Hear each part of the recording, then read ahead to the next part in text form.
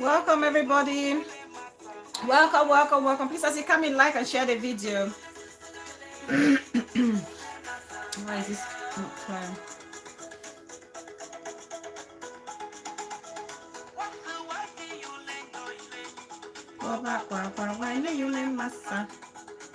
Welcome everybody. Please as you come in, like the video and share.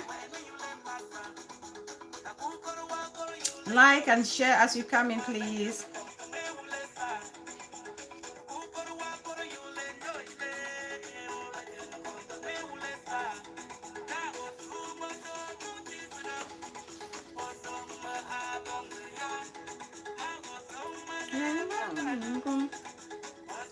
VTV, my beautiful sis, my backbone. Welcome, darling sis. I see you. Thanks for coming. Please, as you come in, like and share.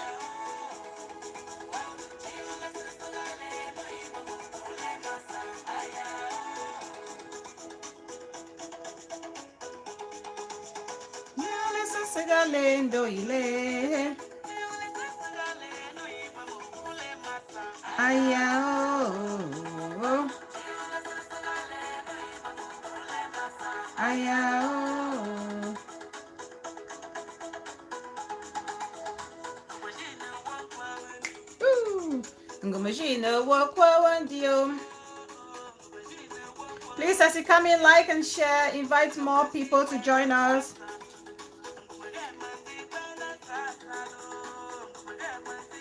I need to share on WhatsApp and Facebook. I haven't. How is everyone doing? Hope you all are doing fantastic.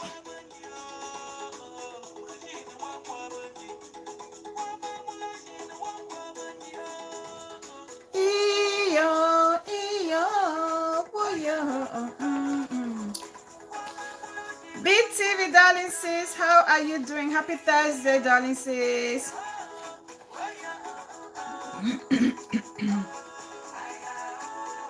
Please like and share as you come in.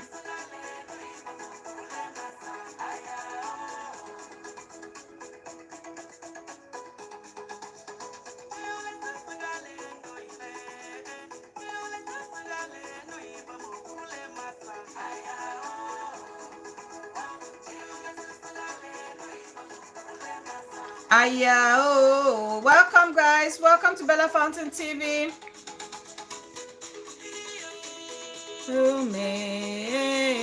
Ivy Love, Queen Bridget, my darling sisters.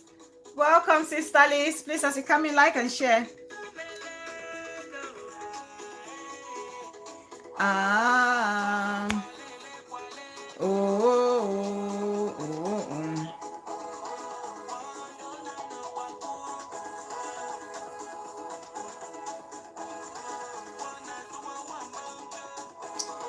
Please like and share as you come in. I'm gonna have to try and share after this music so I can use this phone to share on Facebook and send to some WhatsApp accounts.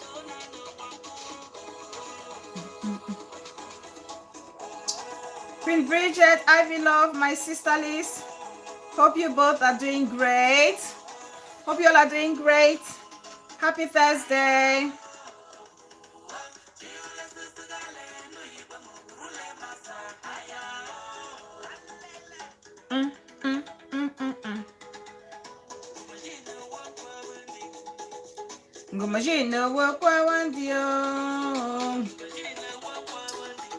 Like and share, please. Invite someone to invite somebody to invite somebody.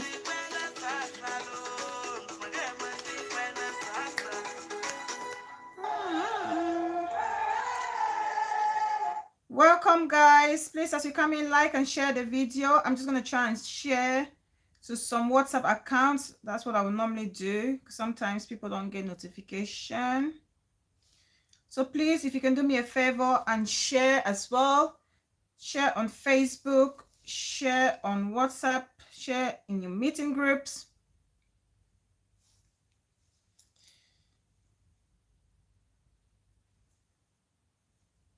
Okay.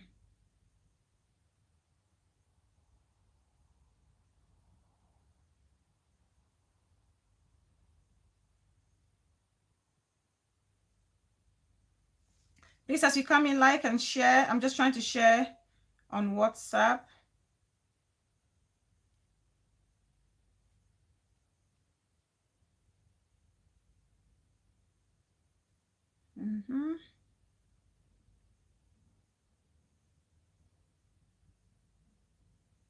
Rita, oh, my darling sis. Thank you so much for joining, Rita. Oh, please, as you come in, like and share.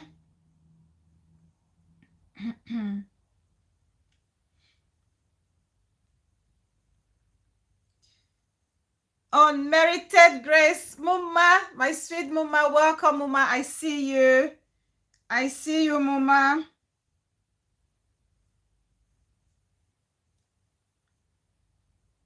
Please like and share. Sorry, I'm just trying to share to some people, please.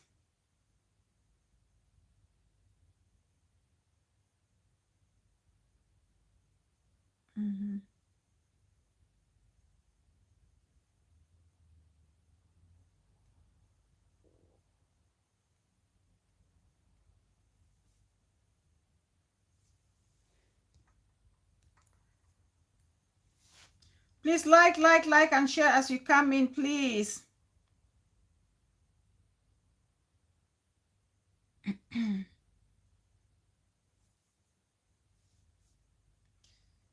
Okay, good. I think I've shared. Let me try and share on Facebook.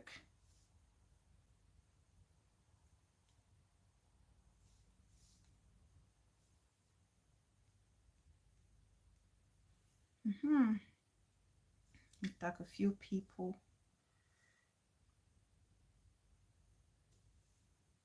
Voila.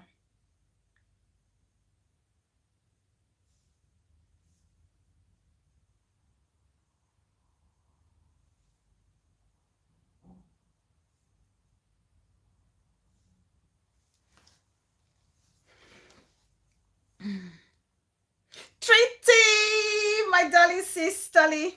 Welcome, sis. I see you. How are you doing? Please, as you come in, like and share, like and share, like and share.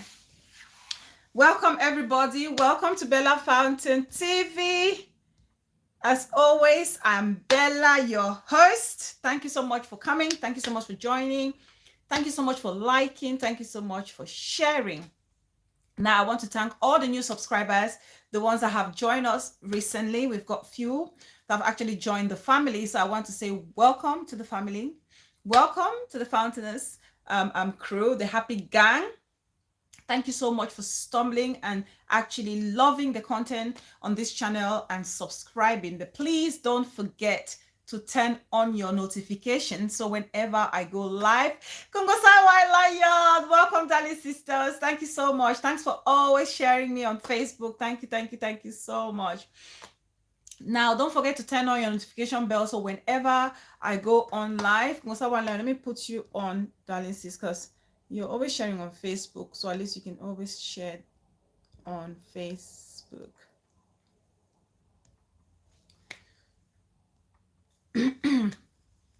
Now, don't forget to turn on your notification bell or turn on your notification, by tapping on that little bell and selecting all. So whenever I go live or drop a video, you will not miss a thing.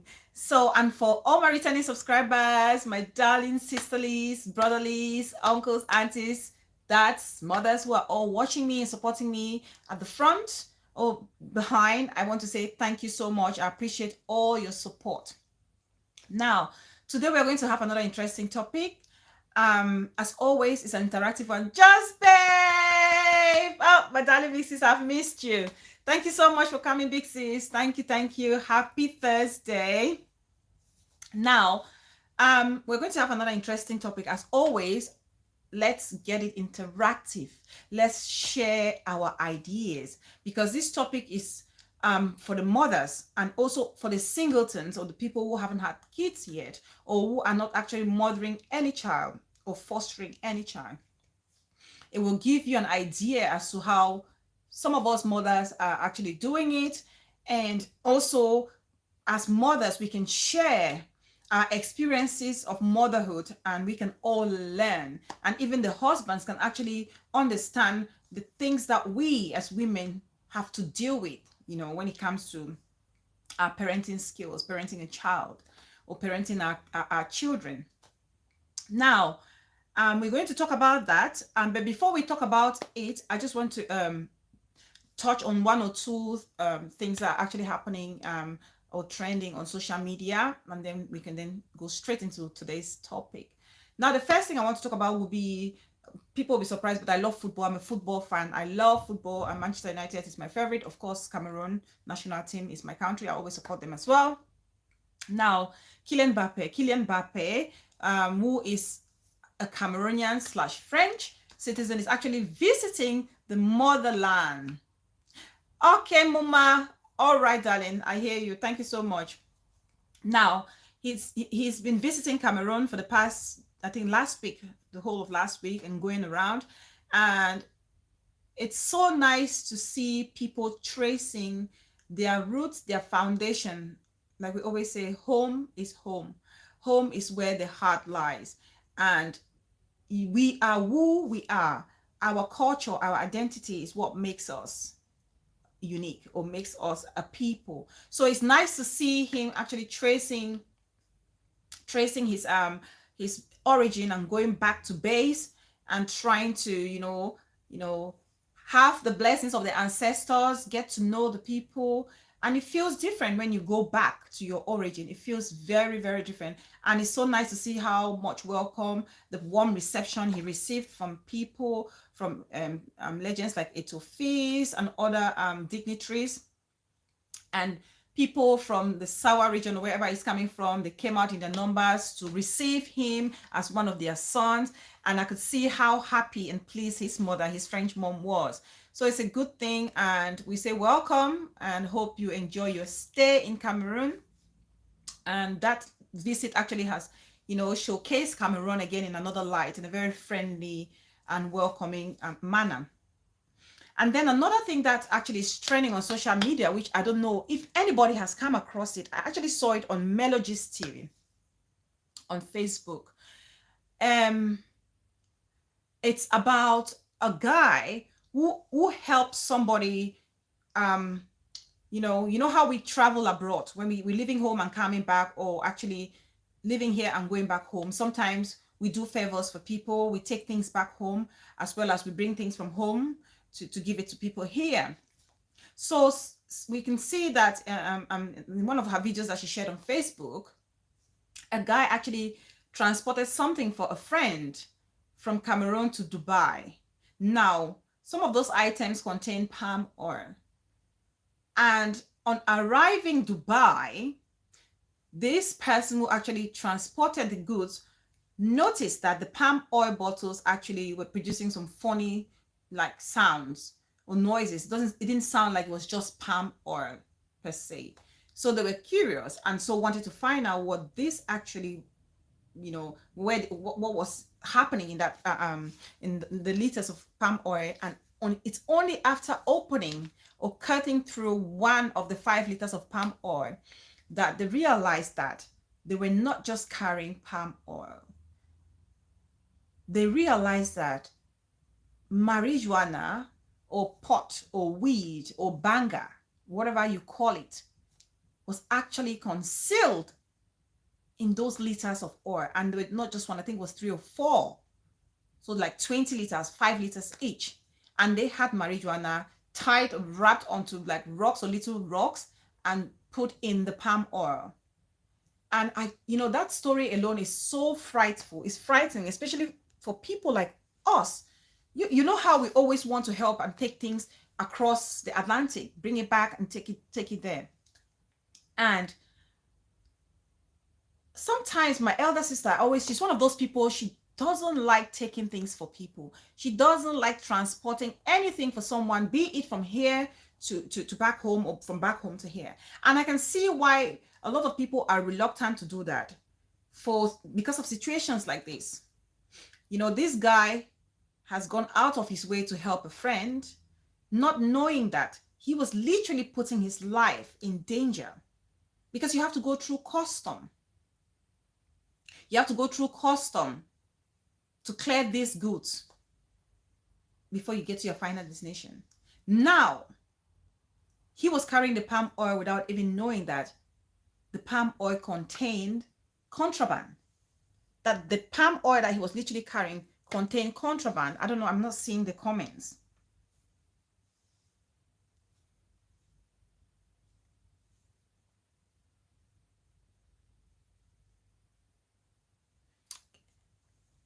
Can you guys hear me? I hope you guys can hear me.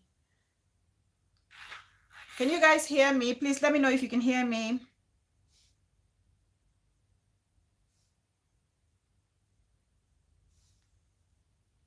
Can you hear me?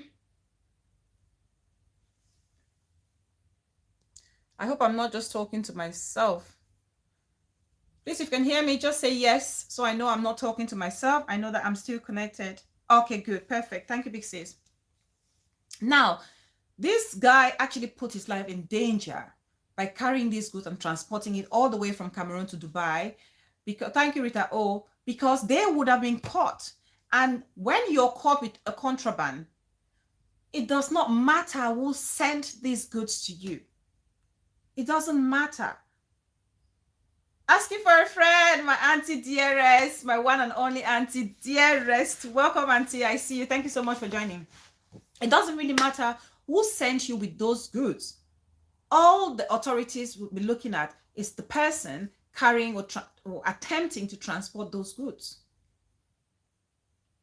And for somebody to give a friend and not even tell them that that's what you're carrying, and give them the opportunity to say yes or no, I want to take this or I don't want to take it, it's very, very scary.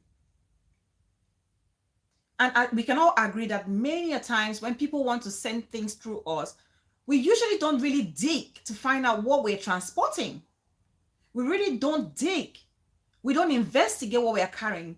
People just bring bundles and say, oh, this is bitter leaf, go and give your sister. Oh, this is water leaf, this is arrow, this is crayfish, this is that.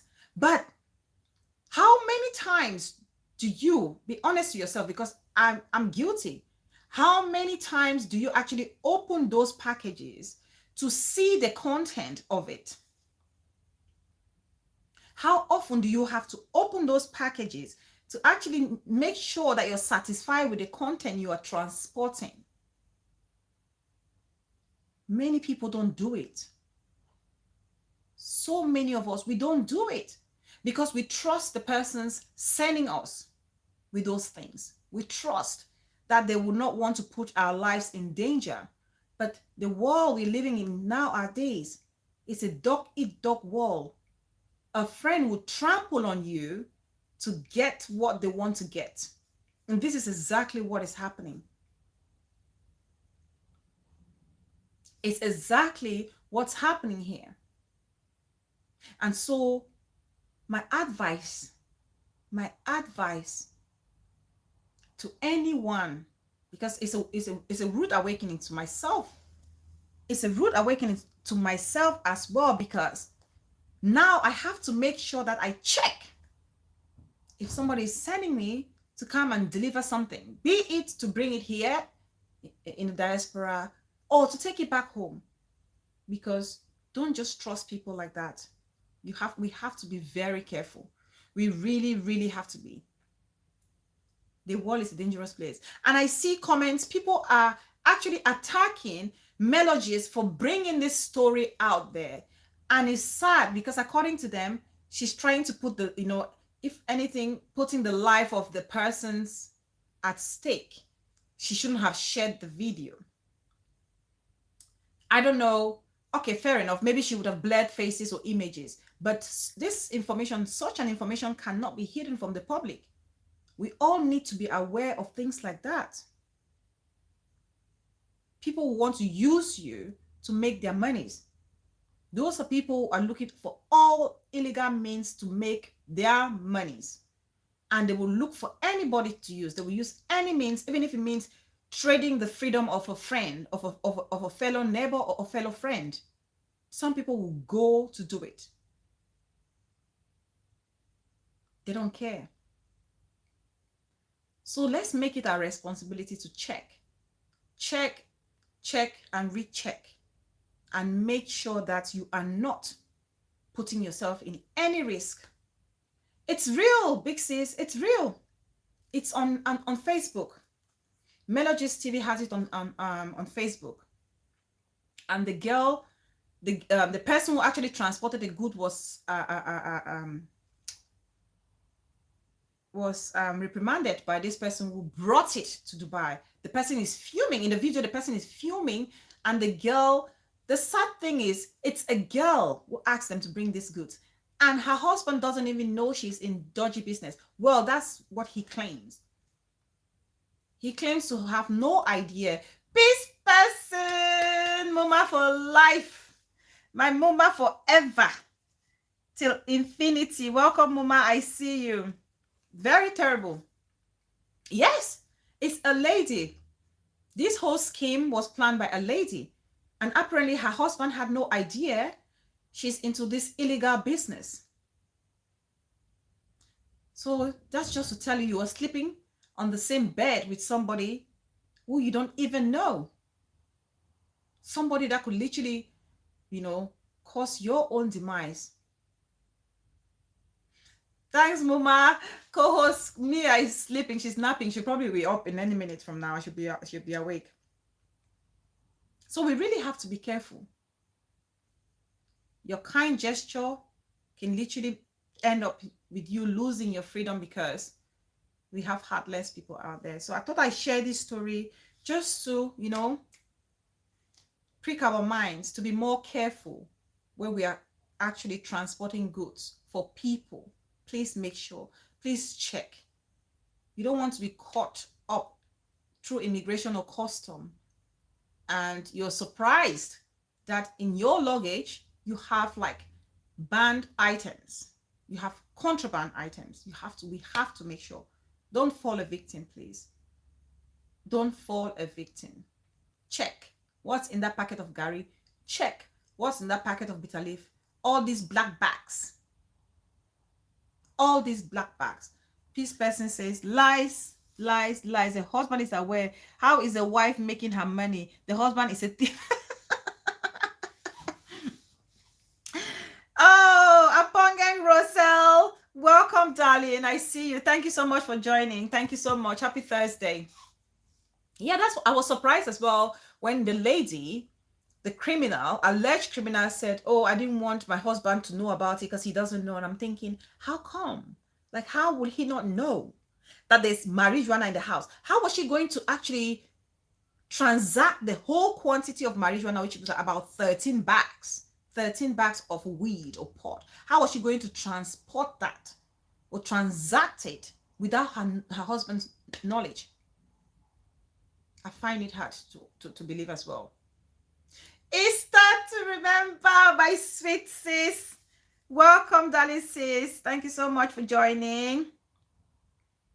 So please, please, please, let's be watchful. Let's be careful. Don't fall a victim. Now, let's get into today's topic. Good moms versus bad mom. Mom shaming. Mom shaming. Two thieves. No one is buying that saying that the husband is unaware. Yeah, I found it difficult to believe as well, but I thought, oh, maybe he's actually not aware. I wanted to give him the benefit of the doubt that he perhaps is oblivious to the whole thing. The husband is taking an escape route. You want see, so the main brain behind it, the husband. Yeah. Sometimes wives always take the brunt to save their husband. I've seen it. I've watched, there was a documentary I've watched, I don't want to call names now. It's a big a scam that the husband was aware that the wife is actually scamming people online. But because the wife wants to protect the husband, she maintained the grounds that the husband was not aware. But there's every evidence that people know or we knew that the husband was aware of it. But if they are not hard facts that he was, I mean, they cannot judge or condemn him. So the wife is serving 10 years imprisonment now, taking it all to herself because she's trying to protect her husband. A lot of women do that. For whatever reason, a lot. Or so, let me say some women do that. Not a lot. Some women do that. Some women do that. I don't know if it's love or it's stupidity, but they do. But they do. Maybe it's that thing that they say, oh, I'll die for you. I'll take the bullet for you. Who knows? Yeah. So that's that. Now, let's go into a topic. So mom shaming, parenting styles, and parenting skills. Now, the reason I'm talking about this, it's because there was a video online that was dropped by Stella Damascus. For those of you who don't know Stella Damascus, is she still acting? I don't know if she's still an actress, but she's still an actress. I don't know how active she is in the Nollywood industry now, but she used to be one of the top, or she's still actually one of the top actresses we had in Africa, Nollywood to be precise. And I think she's now into the churches and born again stuff. She dropped a video. Now, before I talk about the Stella Damascus, I know there was this story going on about her and her husband. I know she was divorced. Shiri's Kitchen, darling big sis, thank you so much for coming. Happy Thursday. There was a story going on about her, Stella Damascus, how she divorced her husband, and then she started dating this married man, and the married man, together with Rita Dominic, you know, the married man had one child, and Stella Damascus had two. Auntie Rosemary says she moved to Atlanta with her ex-husband about 10 years ago. Yes. So apparently she moved with the ex-husband, and the ex-husband, you know, took his only child with him along with Stella Damascus without the knowledge of the husband's second husband's wife's knowledge. So Stella Damascus has two kids with previous marriage. In a previous marriage, she left that marriage, then started dating a married person, and this married person had a child of his own with another woman, and both of them then, I wouldn't say eloped, but relocated to the States, and the second man took his own daughter without the knowledge of his wife. So that was a scandal that was surrounding. I don't know how that ended up, but that was a story that was going on about Stella Damascus, and I see her so involved in all this Pentecostal stuff. Now she dropped a video, and that video faced so many criticism, and I actually criticized that video too. And that's the reason why I want to play it. It's a very short video. It's maybe a minute or two. I want us to discuss. Please, as you come in, like the video and share, please. I want us to talk about the video. And then mothers in the house, we need to share our ideas, because I felt like that video was mom shaming mothers. It was a mom shaming moment for me, which I really didn't like. I really didn't appreciate. So without talking much, you know, first of all, what is mom shaming? Mom shaming basically is about a person, be it a man or a woman or a group of people, constantly criticizing another mother on her parenting or mothering skills or mothering abilities. Now, let's listen to the video, and then we'll talk about, we talk more about the topic.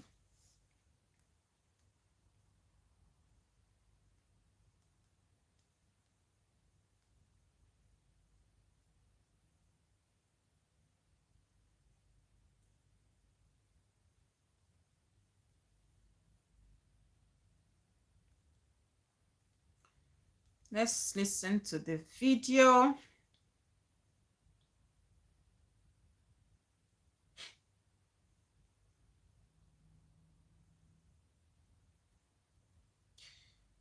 Oh, where is this? Please like and share as you come in.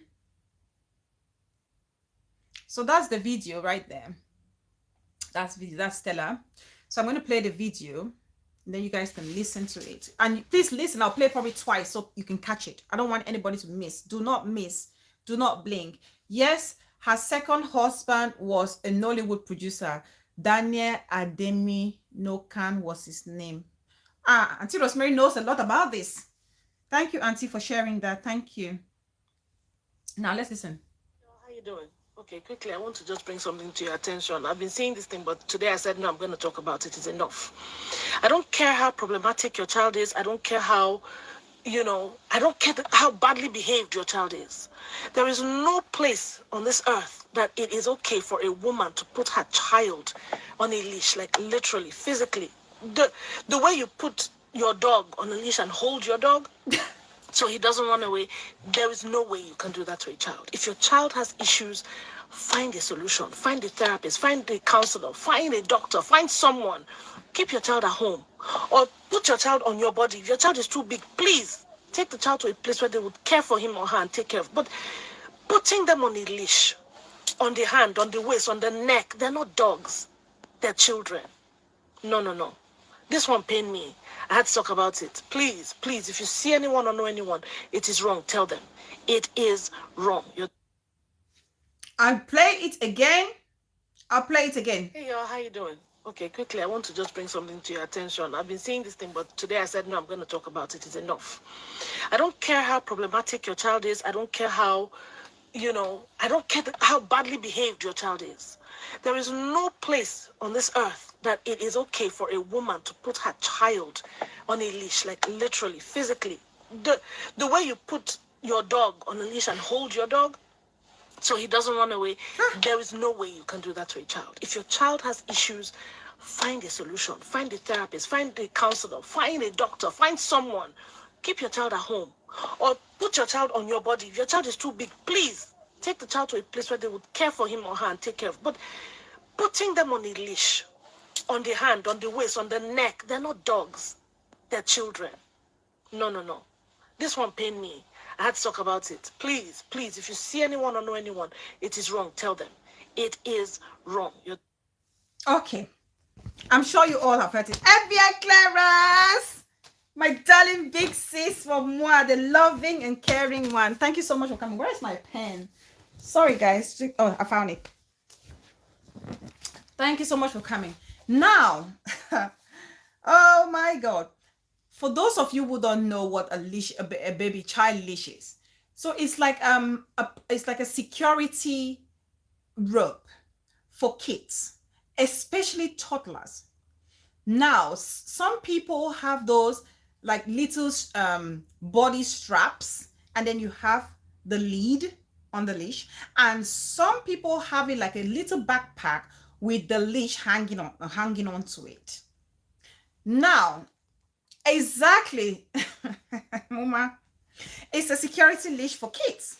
It's meant for kids, and the reason why that is done is for a child's safety. Now, the only thing that I can actually think of is that she's probably gone out and she's seen a mother or a father, most probably a mother with a child on the baby leash, and she has gone out of control to actually drop this video out of anger.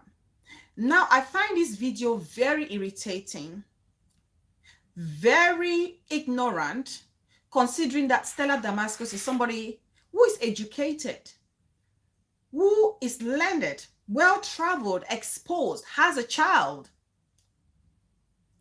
And for her to deliver this message the way she did was worrying. And this, to me, for other mothers, for some mothers who are not confident in the mothering skills, and if they come across such a video, this can literally destroy them. This can literally destroy such mothers. And mom shaming is one of the social ills that we see a lot in our community. Big sis and a friend, welcome. Thank you so much for joining.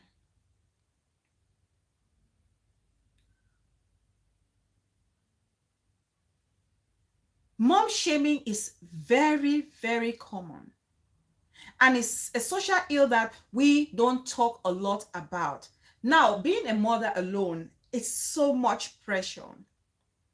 There's no book out there. Visionary Star TV, Minister Mrs. Bridget Benjamin, welcome, Amri, I see you. There is no book out there that will tell you word for word how to be a perfect mother. There is no book out there. You have books that can guide you, give you some guidance as how you can go about your business. I remember when I was pregnant, of course, it's my first. And I was pregnant during COVID. Miss Kim, welcome, darling sis. Happy Thursday. And I used my poor elder sister. That woman, she heard all sorts of questions from me. I was there. Praise Melvin Nation! Congratulations, my darling baby bro. I'm so proud of you. Congratulations. Even though you didn't tell us what it was, what program, you need to tell us, you never know who can have a connection to press buttons somewhere, and we can be, hear about an opening. It's good for us to know what it was about, so at least if something could come up or you stumble across something, we can think that our prince is there. Congrats, bro. So proud of you. So proud. Well done. Now, like I said, being a mom is so much pressure already. It's a scary situation, especially for first-time mother. And like they say, my mom told me, she said, every child is different. You cannot say the way you mothered this child is the same way you're going to mother number 2 or number 3 and number 4. They're all different. Let me see what Auntie Rosemary's put there.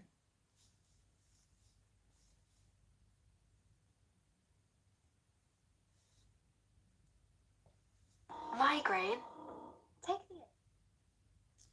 Stella has 2 children from her first marriage and living abroad, and I am surprised she was not aware of safety leashes for her children. Exactly. Maybe her kids were all grown before she traveled abroad. That's the only thing I can think of. Now,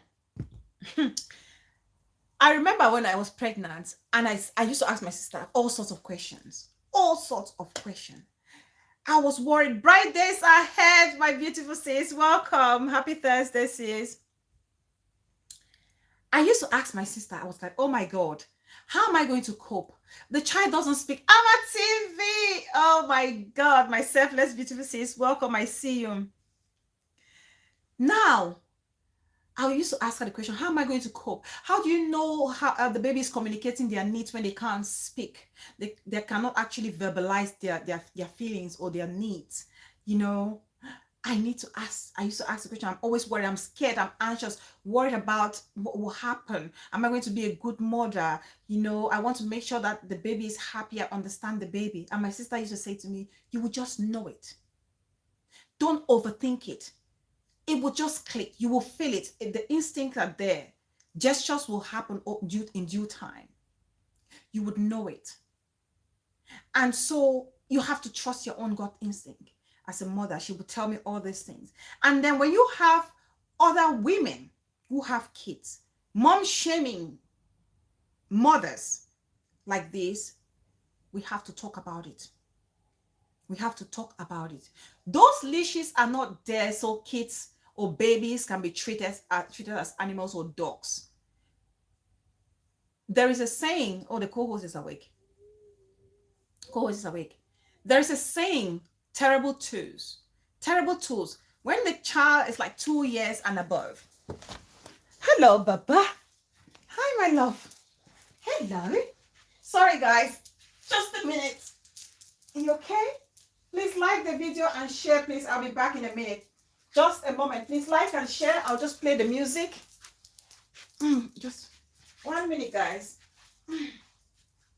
Oh, yeah.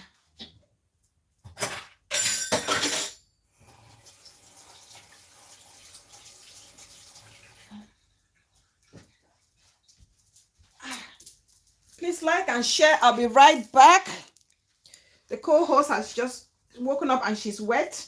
So let me just quickly change her, please, guys. I'm just going to play the music and I'll be back in 5 minutes, please.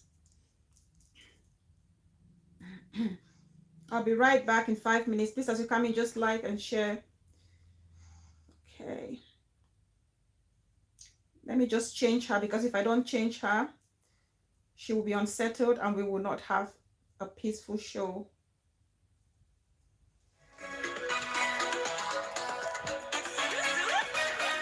Enjoy the music, guys.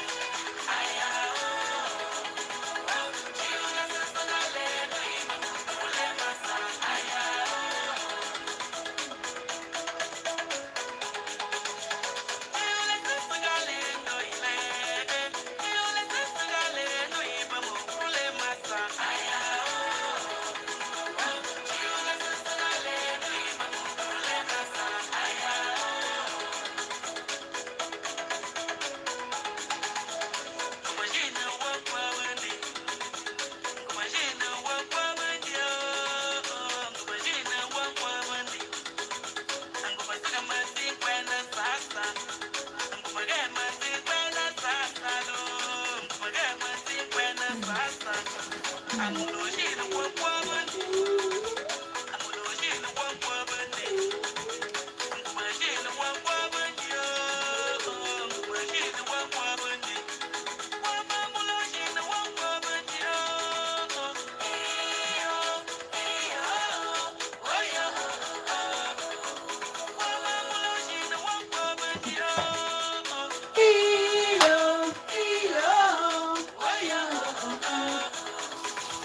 Please like and share.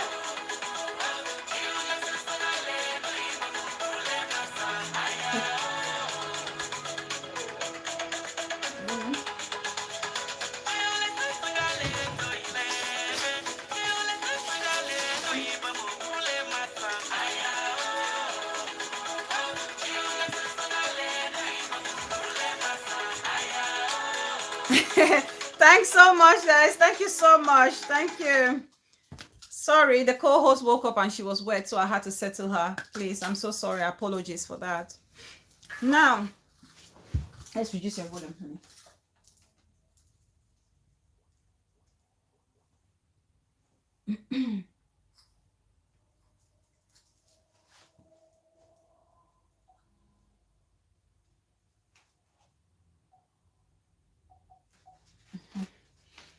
Now, as I was saying, there's no book that tells us to be perfect mothers.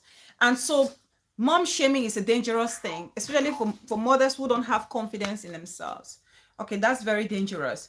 Now, the way she went about it, the way she went about delivering the message, it's almost like mothers are treating kids like animals.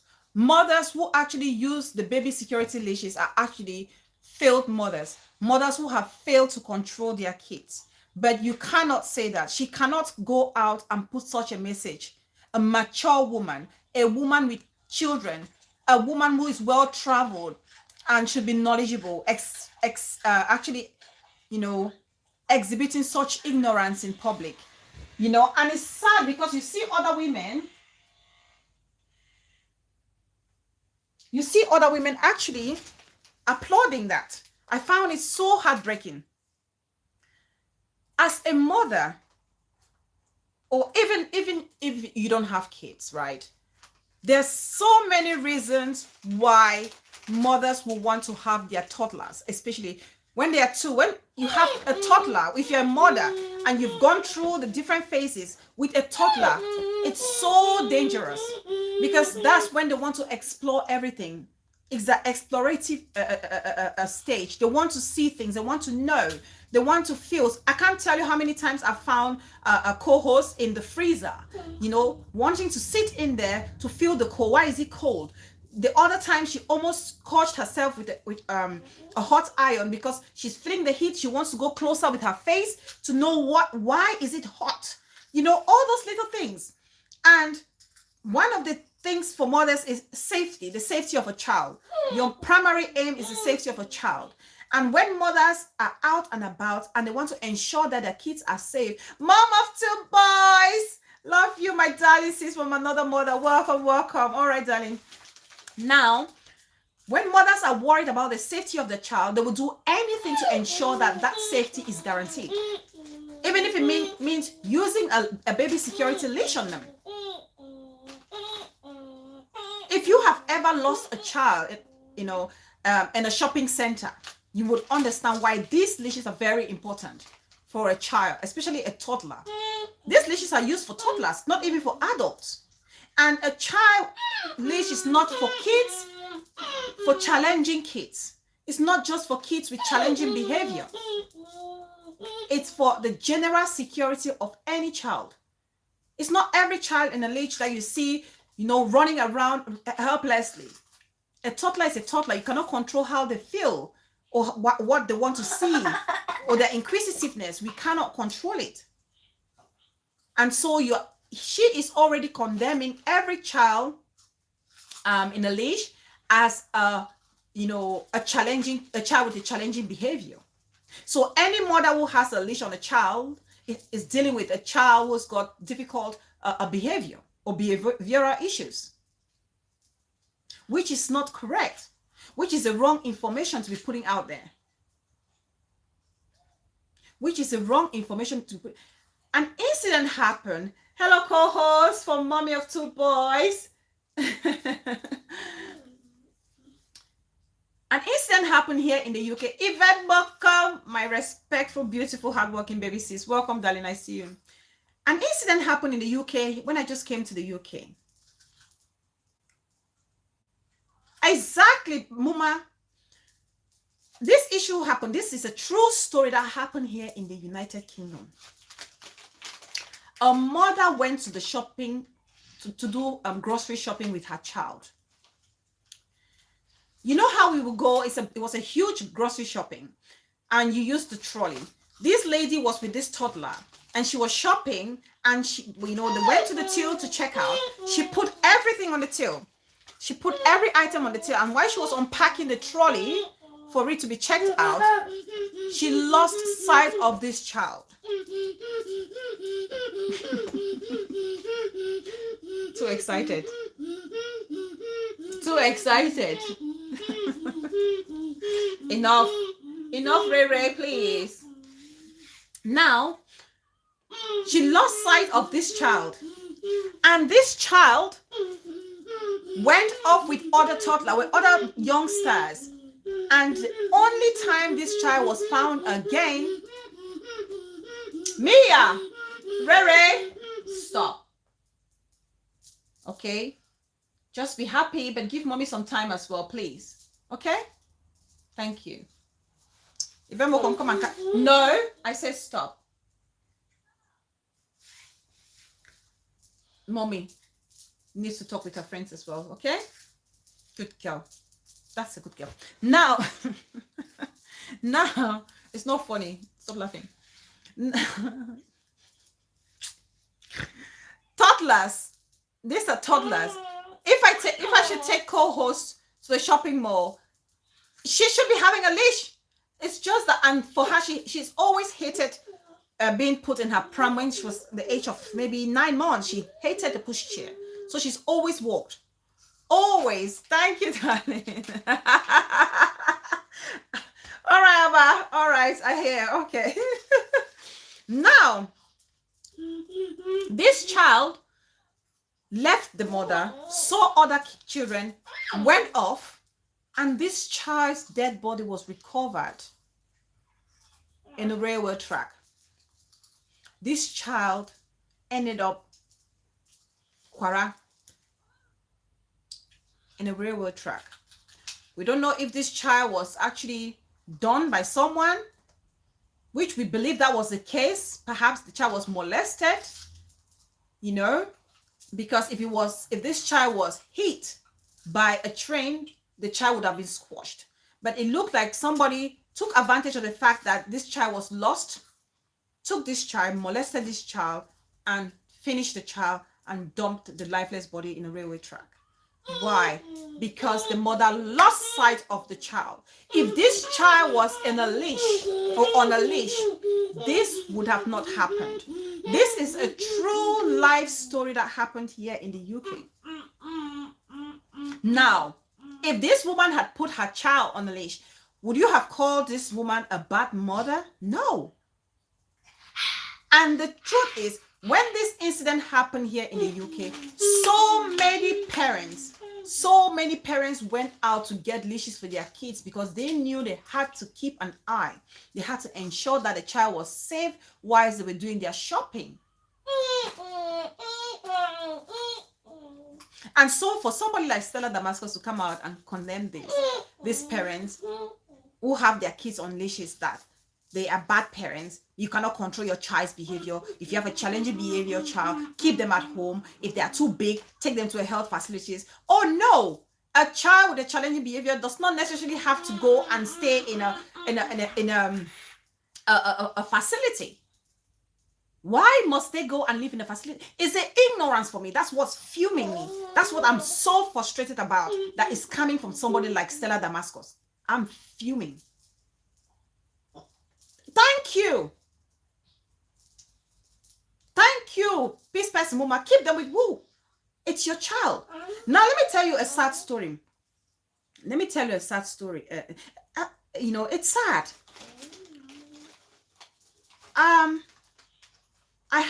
know of these two ladies. I would call them acquaintance. I'm used to the daughter, okay, and the daughter has 2 kids, and the mom. These are English people. Now, the daughter's second child is autistic.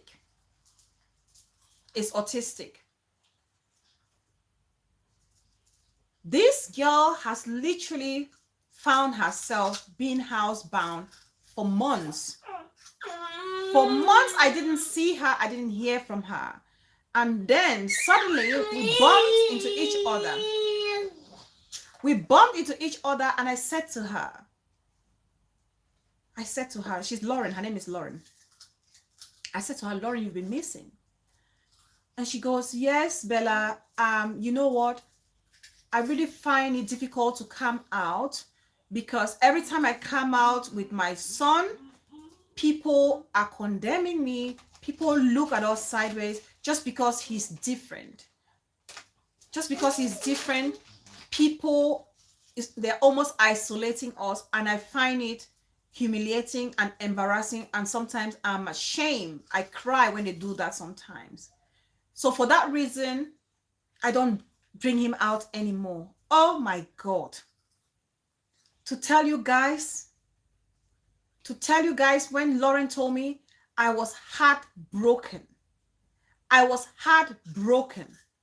And when I saw this Stella Damascus case, I said, this is typical of such people who would want to condemn and not understand what parents or mothers have to deal with. Who would want to judge a mother with an autistic child? An autistic child cannot control their feelings. An autistic child, sometimes, I wish medical knowledge was here, because this is something, all my medics here, my social workers here, I need you guys, I need your input in this situation. An autistic child sometimes is socially unaware. Maps TV, welcome, darling sis. Thank you so much for joining. An autistic child is sometimes unaware of their surroundings, of their environment. Some autistic children are even unaware of danger. And as a mother, you want to make sure that that child is safe. You are the protector. And using a leash, if that is one of it, why not use it? You have to use every resources available to you as a mother or as a parent to ensure the safety of your child.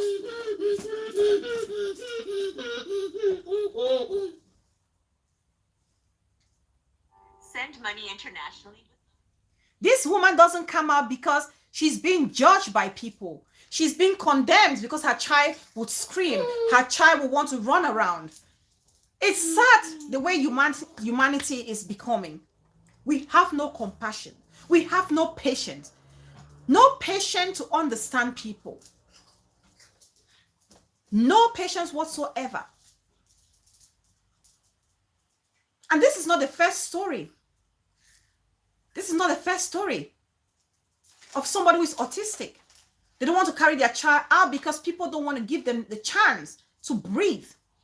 The child is treated like an outcast, like an alien.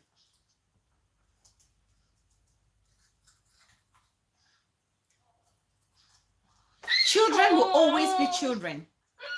Children will always be children, autistic or non-autistic. They are very inquisitive, especially when they are toddlers.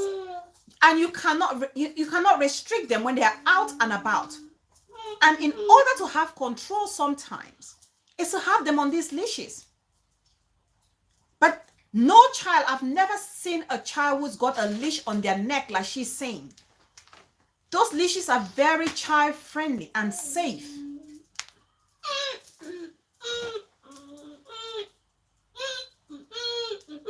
They're very child-friendly and they're very safe. Kayla, welcome, darling. I see you, sis. I've already talked about your bro's visit. You missed it. Those leashes are very healthy and they're very safe for kids to use.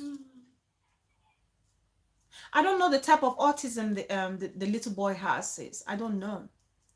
But it's, you know, the child, sometimes he screams. You know, I love children. It doesn't matter how challenging the child is. I love kids. And I believe that sometimes some people cannot just tolerate children for being children. A child, when they're young, needs guidance. A child, when they're young, needs guidance. My elder sister, my nephew actually got lost. My nephew got lost in a shopping center, but fortunately he was found. He was found in the toy section. My sister almost peed or pooped herself. She almost peed or pooped herself to think that the child has gone missing. But if the child was on a leash, there's no way that child would have been, you know, gone without my sister knowing. Too much of mommy shaming. Too much of mommy shaming happening. And the sad thing is, it's happening from another mother to another mother, or from another woman to a mother. You will hardly see a man mom shame another person or do mom shaming. You would hardly see it. You will hardly see it.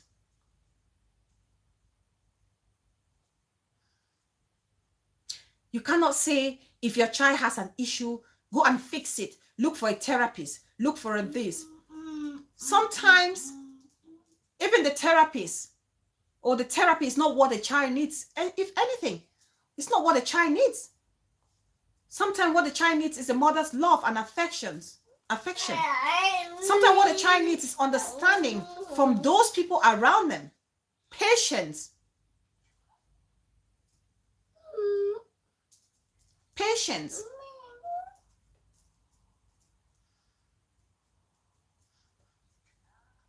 Yet, as women, we are quick to mommy shame. Every mother is good in her own little way, and we all have our own shortcomings. We are all good in our various ways. We all also have our shortcomings. And there are so many ways these days I see people displaying or mommy shaming others. There's so many ways. There's so many forms of mommy shaming happening. And we're going to talk about some of them.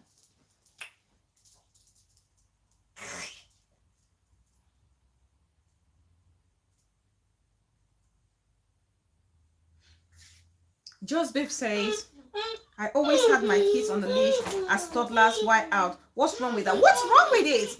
Honestly, what is wrong with it? For her to come out and act as if it's child abuse is sickening. It's sickening. It's distasteful. It's shocking at the level of ignorance that she's displaying.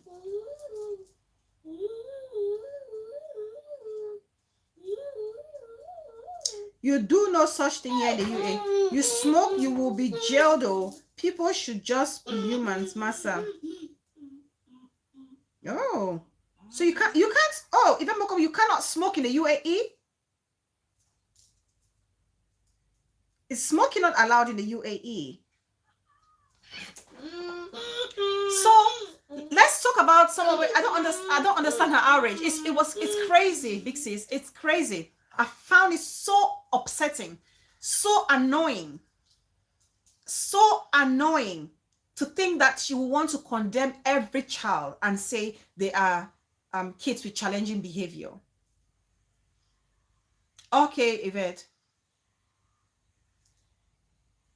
I found it so upsetting. And even if they are kids with challenging behavior, don't they have the right to go out? You see, when I see messages like that, I imagine her reaction when she sees kids with maybe autoimmune disorder, like kids who are like drooling, kids who are struggling to speak, kids who are struggling to walk, kids who are struggling to, I don't know, all the kids who are having, special needs kids. I see her as somebody who would despise such children when they are in a public space. This is the kind of vibe she's sending out, that she's not one to accommodate kids with special needs. Who would go out to drop such a message when you know your status in society? I am surprised that not many people have called her out on this bullshit.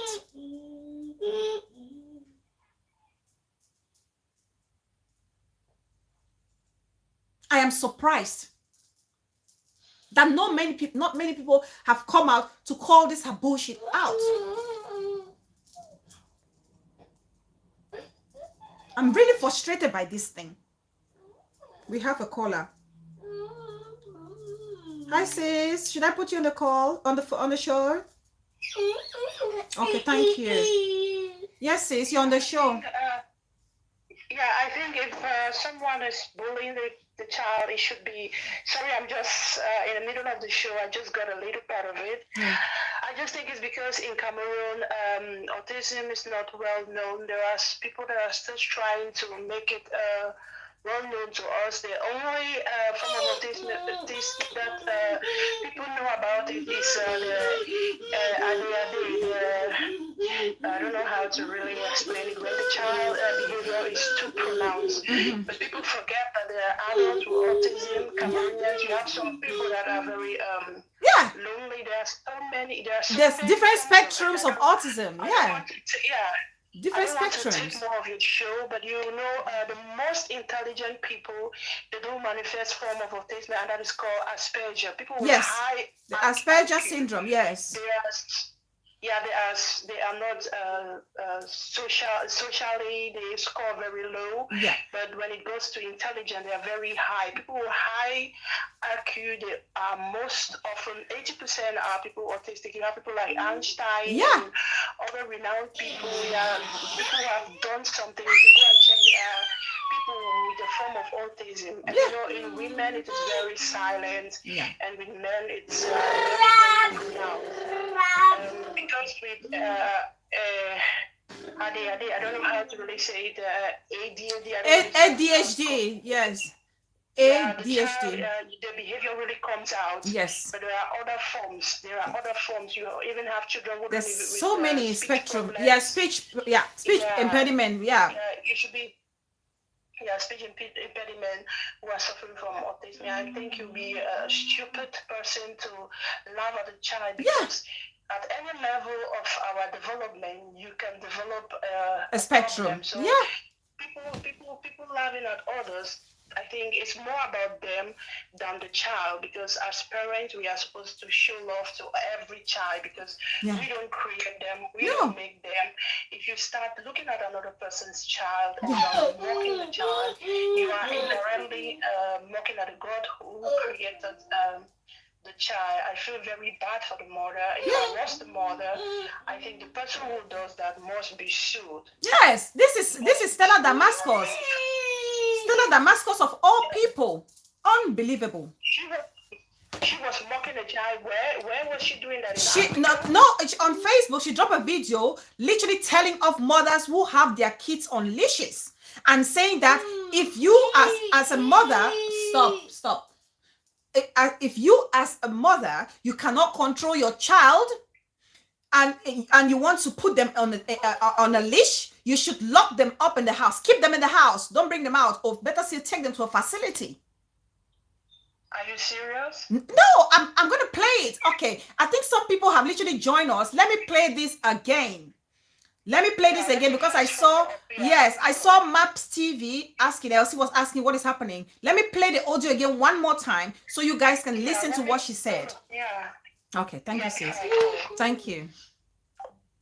I'm going to play it one more time.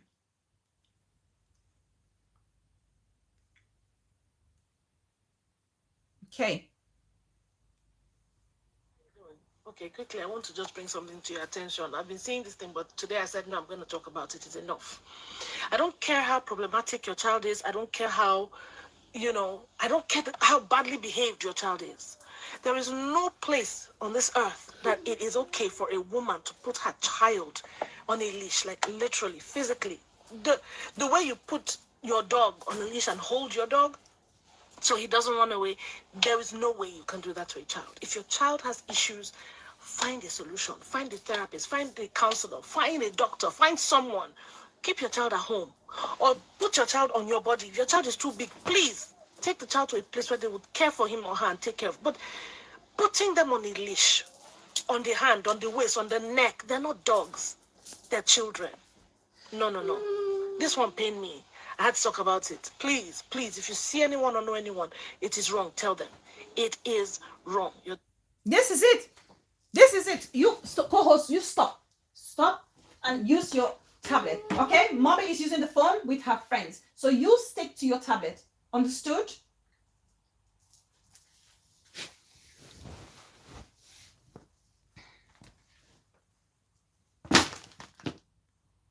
I wouldn't give it to you. So that's Stella Damascus for you guys.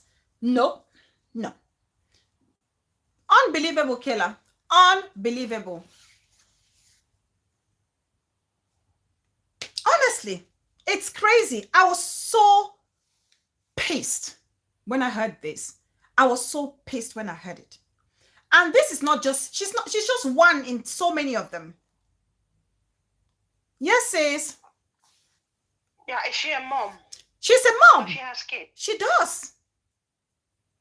I just think it could be ignorant, because I don't think a mom will judge that way, because every mother will do her best to groom up the child. Even a mad woman on the way, you cannot just take the baby away from the mother.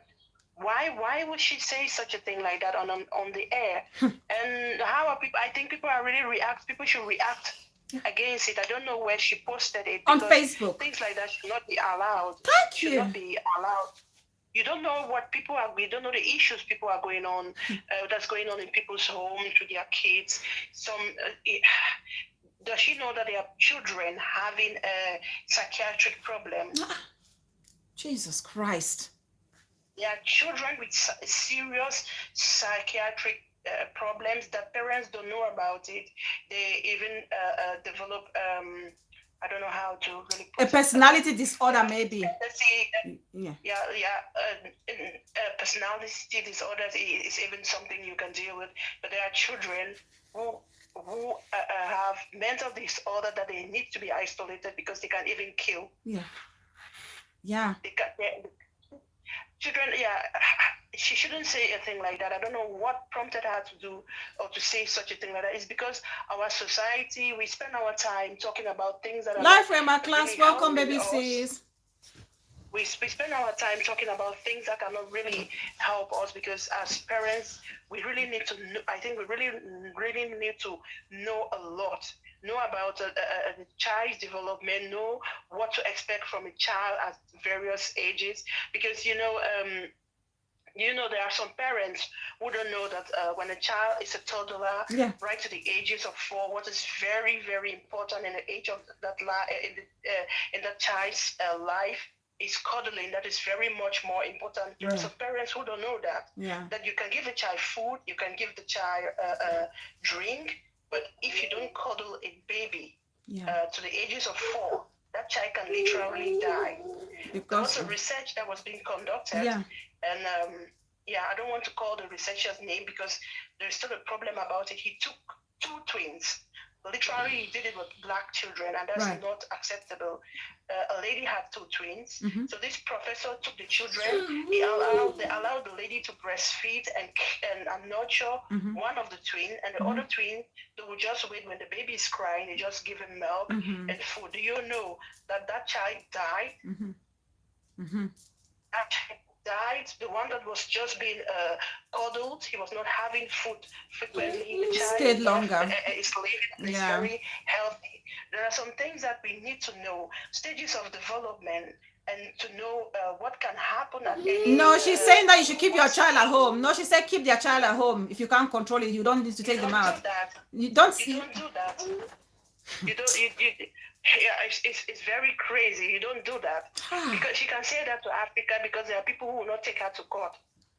This is crazy. I couldn't believe it. I could not believe it when I heard it. I could not believe it. I had to take a second look at the person talking. I was like, no, it can't be her. But what did the child do? What did the child do? Under what circumstances She did must she have say gone, I that? think she must have gone out, about her business, and she must have come across a mother having a child on a leash. And so she's fuming that if it's because the mother doesn't know how to control their child's behavior. That's why the child is in a leash or on a leash. Do you know? that one of the things that is also wrong with us Africans is we want to control. We don't allow our children to develop their own personality, to know them better. We want to control everything. Children are like robots. The father will say stand, the child stand, sit, the child sit, walk, the child walk. Why is Africa less developed? One of the things I've noticed is because in Europe, they'll allow the child to really develop their own personality and skills. Yeah, absolutely. Yeah, and they will encourage the child, the positive things in the child, and they can easily detect if a child is having issues to help. Abroad, if your child is not very active, they will start thinking about checking autism, all this and that. And everything. They will pick it at a very slow level. But in Africa, we are all groomed together. I may have a personality problem. Nobody will know about it because if my father is coming, we all have to run.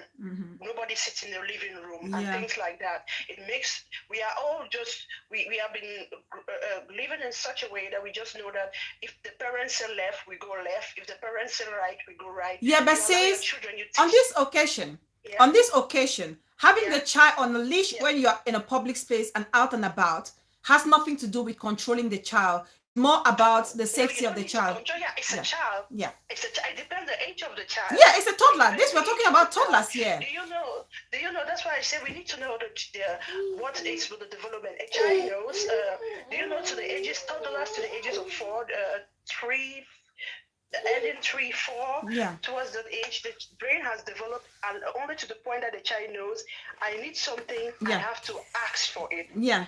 But the child the brain has not developed to the point. Safety awareness, danger, and all those things. I have to wait for the reaction of the other. Yeah. So that's why you see when you go with these toddlers on the market square and shops, you will see them. They're running around.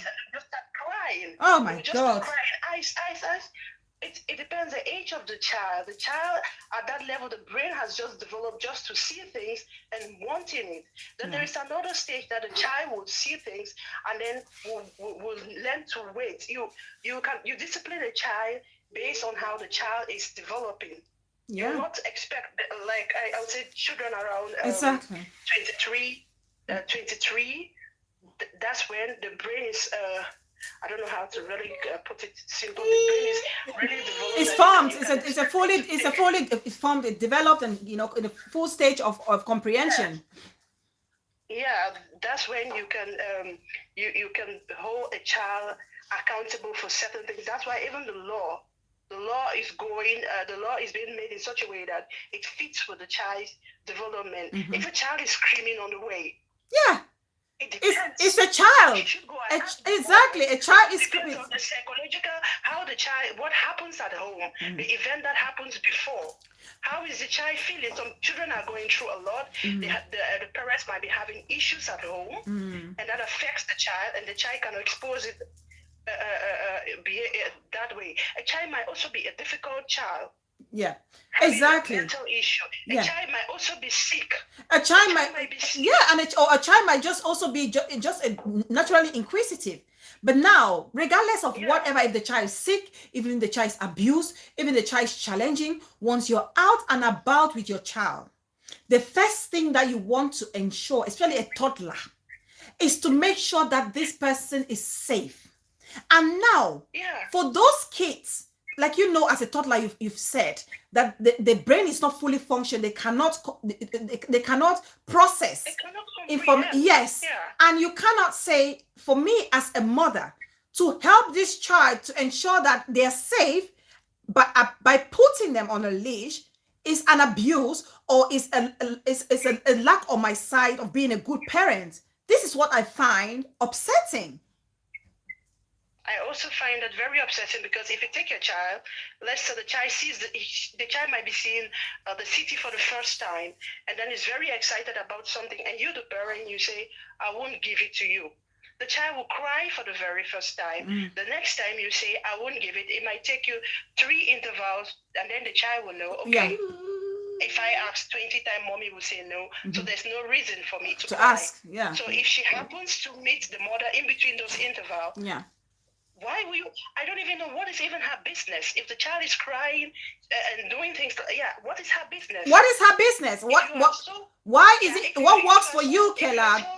It's crazy. It's crazy. If you are so loving and caring, why don't you go to the mom? If you're a very caring person, you go to the mom and ask, "Hey, do you need help? Is there a problem?" Try to understand before you start judging. Yeah, they're quick to condemn and judge the mothering skills of people. This is what I find frustrating. This is what I find so upsetting about that video. And I really want more people, please share this video. I want more people to talk about this thing because there are so many mothers who are dying in silence because they are being mommy shamed every single day of their life. You know? For example, on YouTube, let me say, for example, where we are, the section, the gossip section. Yeah. I see people. We talk about people's businesses. We don't talk about things like autism and other things that are really happening, things that are not common to us. You might be having a parent at home with children with autism.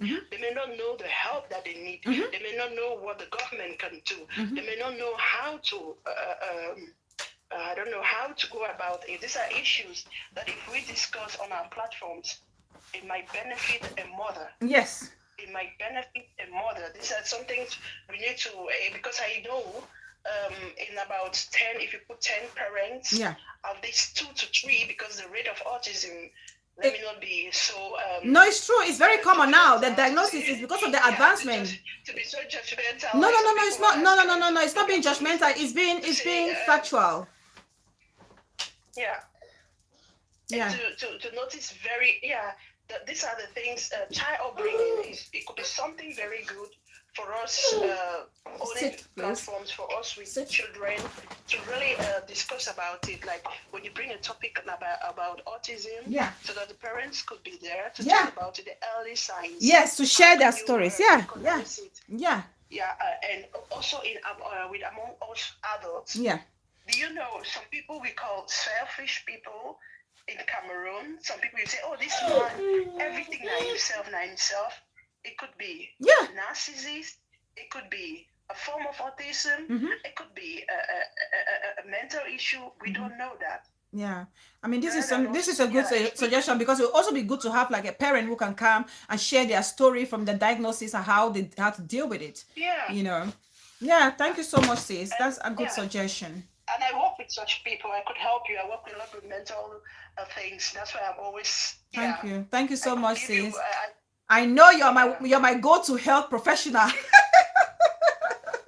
I am more with the other way, not really the physical, but mostly with the mental issues. Thank you so much, sis. My English is is not. You need to come and fix some of us on this community. Like a mental state of mind needs some chiseling. We need to really help because I see there's one of our brothers. I know if you call his name, he's going to attack you. Yeah, but I don't care. There's one of our brother. The level of anxiety that he's using in his blogging and. The way he's talking, you see the dress and what is going on there. I'm just like, oh my God, rather than we all going under to be cheering him. Because you see, when he's talking, you see there is no complete, how can I say? A complete, it makes sense sentence. I don't know, comprehension of one topic, he skips from one to the other. You really see it, and the level of anxiety in the way he's talking. Don't bring me trouble here. Don't bring me trouble here. No, I'm not bringing trouble. I'm just saying we should help ourselves rather than going there to be loving and to be loving. We should all ask ourselves, hey brother, those who know him, to say, brother, please calm down. Whatever thing that is eating you up, please calm down, please calm down, please calm down, because it is really going higher and higher. And I felt so bad. I could have called. I don't have his number. 3 a.m. US time, the whole night, from one show to another to another. And that's why, sis, since you know why, that's why I said to people, as us vloggers, as we light our cameras, one of my big sisters who is here actually gave me advice. That's why I will respect my audience to the end, because the advice I get on show and after show is amazing. She said to me, Bella, the people you have on your comment section, sis, I've spoken with you, we've spoken so many times, we chatted, but I don't know you physically. I do not know where you live. The only thing that connects you and I is this phone number. You can decide tomorrow and block me. I will not be able to reach you. Now, when I'm doing something wrong and I have people telling me, mash fire, show them pepper, you know, and I'm doing it, which is not good for my own mental state of mind. Why should I listen to people who I don't know telling me to do things that are so wrong? Now, the family members are supposed to take on that responsibility to make sure that this person gets the help they need. Yeah. You know, it's sad, but this is the reality of our community. Yeah, it's something that made me, I almost shed tears, because I was just, you could just see all the signs. I was like, oh my God. Yeah. People know him. Oh. Why don't people call him to say, please calm down? Whatever thing that is disturbing you, switch it off. Calm down. When you're calm, and then you'll see, you get sleep. You can see treasure. You can see a lot of things that are not going right. Calm down. Calm down. It's very early in the morning. 2 a.m., 3 a.m. As a community, as people who know the person, rather than go there and be laughing. It could be your brother. I don't go there. It could be your sister. I don't. Yeah, so because I don't want to get upset. There are a lot of, I've seen a lot of things. That's why I've just limited myself here. I've seen a lot of things that I'm thinking like, we are all sick people. Yeah. Making ourselves more sicker, because if you go there, you are in one way contributing, because if you know him, call him, and get help, because there is a kind of I really want to go when you are from locked up, when you have been deprived of your rights. Yeah. Before you go back into the society, there are some therapies you need. There are some time you need off. You really need some time to work on yourself. It could take about 6 months. I don't go, Lily. Some people up to 2 years before you fully recover, and then you can go back in reintegration period. You go back into the society. Stop. But yeah, the whole thing, he has not have the time to have the pause. Yeah. Because to have the pause to you know, I don't really know. Sometimes it's just maybe I'm wrong, but I think there is something. Looking at the sign, just watching the person. If you know him and you know somebody who knows him, please. I know he's somebody who's grown up. You will not put him to say, "Hey, come and sit down." Yeah. But there are a way. If you know him, there should be a way that somebody can talk to him, and please, like people telling him things that are going on, oh this, oh that, and then he's coming again and again and again. Yeah. I think he's hurt. Yeah. He's seriously hurt. This is serious. Yeah. Yeah. We should be helping one another, not bringing one another down. I always think for myself, if I happen to leave this world today, what have I done? Yeah. And there are a lot of things that you people could talk about, but I don't see you guys talking about. You know, one of the best Cameroonian guru, one of the richest when it has to be do with skincare in Cameroon, one of the biggest in the Francophone region. Let me not say the Anglophone region. Mm-hmm. She's having a big scandal now. A big scandal. One of my tribe boy just died. Mm-hmm. He's a good photographer. Some mysterious things. Go search. Yeah. She's called Karimu. The news is everywhere. I've seen the yeah. I've seen that. Everywhere. I've seen that Karimo one. Is it the one who passed away because they couldn't do surgery on the arm? Is that one? Yeah, I've seen that. But you know me, and since you know me, I'm French. The French strong me. I can't get the French right. I don't know how to read or understand this French. Or I'm seeing it. I can pick one or two, but I can't. The details of it, I struggle because it's all in French. I struggle. It's good. It's good you don't know the French, because Karimu is somebody. If you block about her and you don't, she's ready to spend all her money to get you arrested. She's not somebody who you joke. So you really, by her, you really need to be careful. Get your information correct. Right, yeah. She has an empire. Angela Shower 99 Muma, welcome. Oh my God, this is crazy. Yeah, because one of my small in school, I don't know if you know her, Mel B, the artist, actually is a brand ambassador for Karimo. Mel B Nakwen. Yeah, that's my small in school. She's paying. She has a lot of Cameroonians. She's paying very well. But what happened with this guy? I just pray that it's just a medical fault. But if you look at it, if welcome, sis. If a car knocks somebody down, hits somebody, we all expect the person to fall down, to have bruises, especially with the roads in Cameroon. But the story is. It's catchy. It's catchy. Yeah. I would appreciate you and I will talk later. We'll catch up later about this thing. We'll see what we can do about it. But I advise you when it comes to her, Karim, when it comes to her, if you want to blog about her, get your facts, wait for the things that until the things that come out. Yeah. And then you can block it. Yeah. We have some people that should spend all their money. There are some there are problematic people in this life. They will do everything in their power to get you down. Yeah, I know what you mean. That's true, sis. Yeah. She has also the money. She has the means. Yeah, there you go. She has the money. No, we don't. We haven't made money yet on the Fountain App platform, so we don't have enough like Tasha K to spend on lawsuits. Yeah, but we are now just praying. Everybody's just saying that justice, because they are accusing her for human trafficking. Because some hypothesis is that the boy is Lereng. I don't know. Lereng. I think it's kidney Reng. Yeah. Maybe I'm mistaken. Yo. That they remove.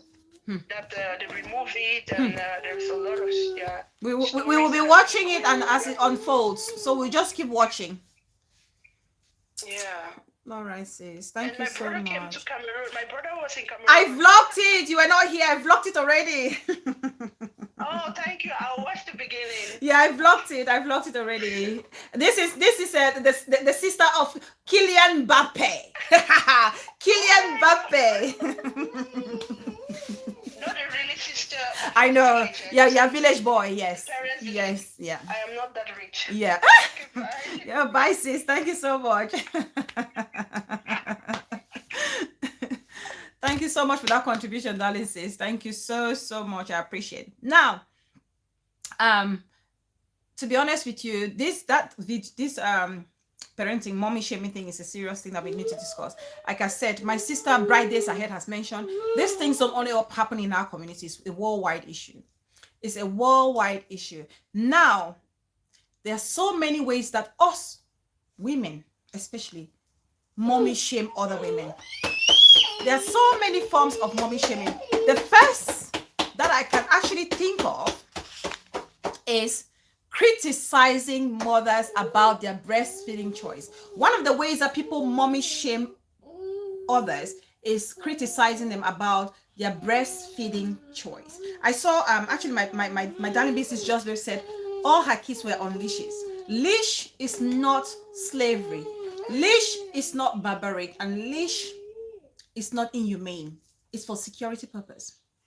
Now, let's look at how people mommy shame other mommies for their breastfeeding choices. As we all know, okay, scientifically, breastfeeding is always recommended as the best form of food for a child when they are put to birth, when they are born, and especially the first 3 months. But even so, the first few days where you have the colostrum. Now, colostrum, I only found out when I was pregnant how important colostrum is in the breast milk of a mother. You know, for some women, I was unable to produce my colostrum on the first day. It only came on the second day. Some people are lucky to have, you know, on the very first day of birthing. For some people, as much as we want to breastfeed our kids or our babies, some circumstances prevent some mothers from giving their kids breastfeed or breast milk. Now, you have parents who will look or like sidetrack such mothers and, you know, condemn them for being bad mothers because they are unable to breastfeed their kids. Of course, we know there are some slave queens out there who think, oh, I don't want to breastfeed because I don't want my breast to be like sleepers or plimsolls, as they call it. I don't want my chest to be flat. But there are women who genuinely want to breastfeed their kids. Stop, Baba. You stay with this, okay? It's mommy's show phone, and you have to respect that, okay? Thank you very much. Thank you.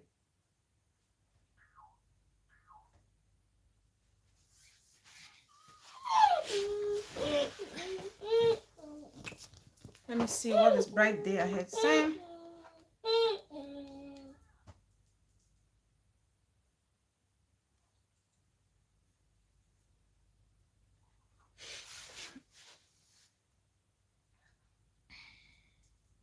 Again, I find it hard to listen to people or read subjective opinions about other people. Thank you so much. Thank you, sis, for that. Now, there are people who really want to breastfeed their kids, but they cannot due to certain circumstances. Some people have dry breast milk ducts when they put to birth. Other people sometimes struggle with sore nipples, consistent sore nipples that they struggle as much as they want to breastfeed that child. They are unable to breastfeed that child. For some people, they have to go back to work. Unlike here in the UK, here in the UK, you can have your maternity leave for a year. But I hear in the States, you have just maybe weeks to be on maternity leave and go back to work. Now, for such mothers, for some, they can actually do expressing. They can express the milk, put it in the freezer, and then they can give it to that child. Breastfed, not feed. Mama. Exactly. Now, they can put it like in freezers or fridges, and the dad or the caretaker can actually give it to the child. Now, does that make a mother? Does that make that mother a bad mother? Does that actually warrant us condemning a mother or such mothers for not being good moms? Because that's what happens. We just see, we don't understand, we judge, and we condemn. That doesn't make you a bad mom. If you want to breastfeed your child and circumstances prevent you from doing that. Even in our society, it's only now in the diaspora that women are becoming very comfortable to breastfeed their kids in public. Before, it was an abomination. Before, people would tell you off if you were to breastfeed your child. Trust me, I remember when I had co-hosts, I was flipping it anywhere, anytime. If my baby was crying and I was in the supermarket, I just look for where there's a trolley somewhere, put my buttocks and pick it out, and I will feed my child. I didn't care if you were looking or not looking. I was breastfeeding my child, and I was so confident to do it. I was confident to do it. And it's only very recently that women are coming out to fight for their right to be able to breastfeed their child without being condemned or judged. And then you will see a mother who is having a young baby, the baby is crying, they cannot breastfeed, they remove a bottle, and you see people say, oh, you're a bad mother. You are able to breastfeed your child. It's so wrong. A lot of people are mommy shaming without understanding people's stories. A lot. US, we have only 3 months and most jobs do not pay maternity except you had the insurance for it. You see? Whereas here you get paid for like a good 9 months. Even though it deduces as you go down, you know, as it goes further, it gets smaller. Just babe said, I didn't breastfeed my kids because I was seriously underweight. There you go. And then for somebody like you have people who want to condemn you and say you are trying to keep your figure or being a slave queen. We have a caller. Hi, sis. Hi, Bella. Sorry, I'm always disturbing you. Oh, no, you're not this. Please don't do that, sis. No, you're not disturbing. Your contributions, my God, immeasurable. Go on. I just wanted to say that I didn't breastfeed my child because of lactose intolerance. Lactose, yeah, because not that I didn't want. Yes. My child developed it. I don't know how to say it. I can't break down a milk. Yes, I had a situation. I had that situation too. Yeah, and I have people. There are also maybe some people can learn. There are some people who can't break down milk, but they don't know it. Yes. If I drink milk, I will have my stomach will be upset. And you cannot breastfeed a child because the child will have the same reaction. You have similar, isn't it? Yeah, the child has the reaction, but the child was having a lot of running stomach. That was me and my baby. Yeah, so I knew about it. So I went and met the pediatrician and we discussed about it. So I stopped immediately and I gave the child soya milk in place of I'm looking for the word. Yeah, in place of lactose. In place of lactose. Yeah, so you know, some of us in Africa, we have not been. We have this lactose intolerance. Yeah. But we don't know about it. We also have things like gluten intolerance. We don't know about it. We suffer about it. We suffer with our kids. Yeah. And yeah, so thank you so much, sis. Yeah, that's a good call. That's a good call. Yeah, for medical reason. And while you're on the phone, I had that same situation, but the pediatric dietitian actually advised me. So what happened? I could not consume any lactose product. I couldn't consume any lactose product because every time I would do a lactose product, yogurt or whatever, egg, even that a dairy, this child will suffer and will end up. Mine was so serious, we will end up in A&E. In emergency. It was that serious. So literally I had to cut off every lactose or dairy product until she was slowly introduced into it, and slowly she was, you know, weaned out of non-lactose food, which I thank God she's fine now though. She's absolutely fine. But it wasn't easy. Yeah, so thank you. That's a good call. There is a cow milk allergy and there is lactose allergy. Those are two things different. Mine, I cannot take anything that has to do with from cheese, every product that is being made, I cannot tolerate it. And my daughter was tested, she can't also take it. There are some people who just have problems just with the milk. But the rest of the product can take it. Thank you, sis. Thank you so much. Thank you for that amazing contribution. Thank you. Yeah, so there you go. So for medical reasons, some people cannot breastfeed their kids, but that doesn't make them bad mothers. Doesn't make them bad parents. They cannot, just because their bodies cannot, you know, cannot sustain it, cannot provide it. So they have to do other alternatives like bottle feed the child. And of course, bottle feeding a child does not mean that child will not be healthy. That child will be healthy. We have bottle fed children who are very healthy, bulky and strong rugby players. They're doing great. They were bottle fed. So we cannot condemn mothers who were unable to breastfeed for genuine reasons as bad mothers. There's a lot of people who are mommy shaming mothers for that. And we should not be doing that. Understand the situation. Even sometimes we mommy shame. People mommy shame mothers or other women for taking non-traditional roles in raising their children. What do I mean by non-traditional roles? You know, typical, especially in our community, especially in our community, and it's even a worldwide issue, but mostly in our African community. Typically, the woman should be at home, the homemaker, while the husband goes to fend for the family. But nowadays, we have women. We have women who actually make the most, who bring in more income into the household. And so when this happens, and this woman brings forth kids or babies, they have to at times go back to work and earn a living to cater for the family. And this is mostly the joint decision of the woman and the wife and the husband. And so the husband needs to stay at home to raise the child or raise the kids while the woman goes back to work. Now, does that make a woman a bad mother? Of course not. Just because she's unconventional doesn't make her a bad mother. It doesn't mean that she doesn't look after her kids. It's just a matter of understanding the dynamics of every single household. Oh, you're a bad woman. Look at you, you're the one wearing trousers. In-laws are there bashing. Oh, you've taken our brother and turned him into a dummy. Oh, you've charmed my brother into something else. He's now a shadow of himself. You are the one wearing the trousers now in the house. My brother is wearing the skirt. Without actually understanding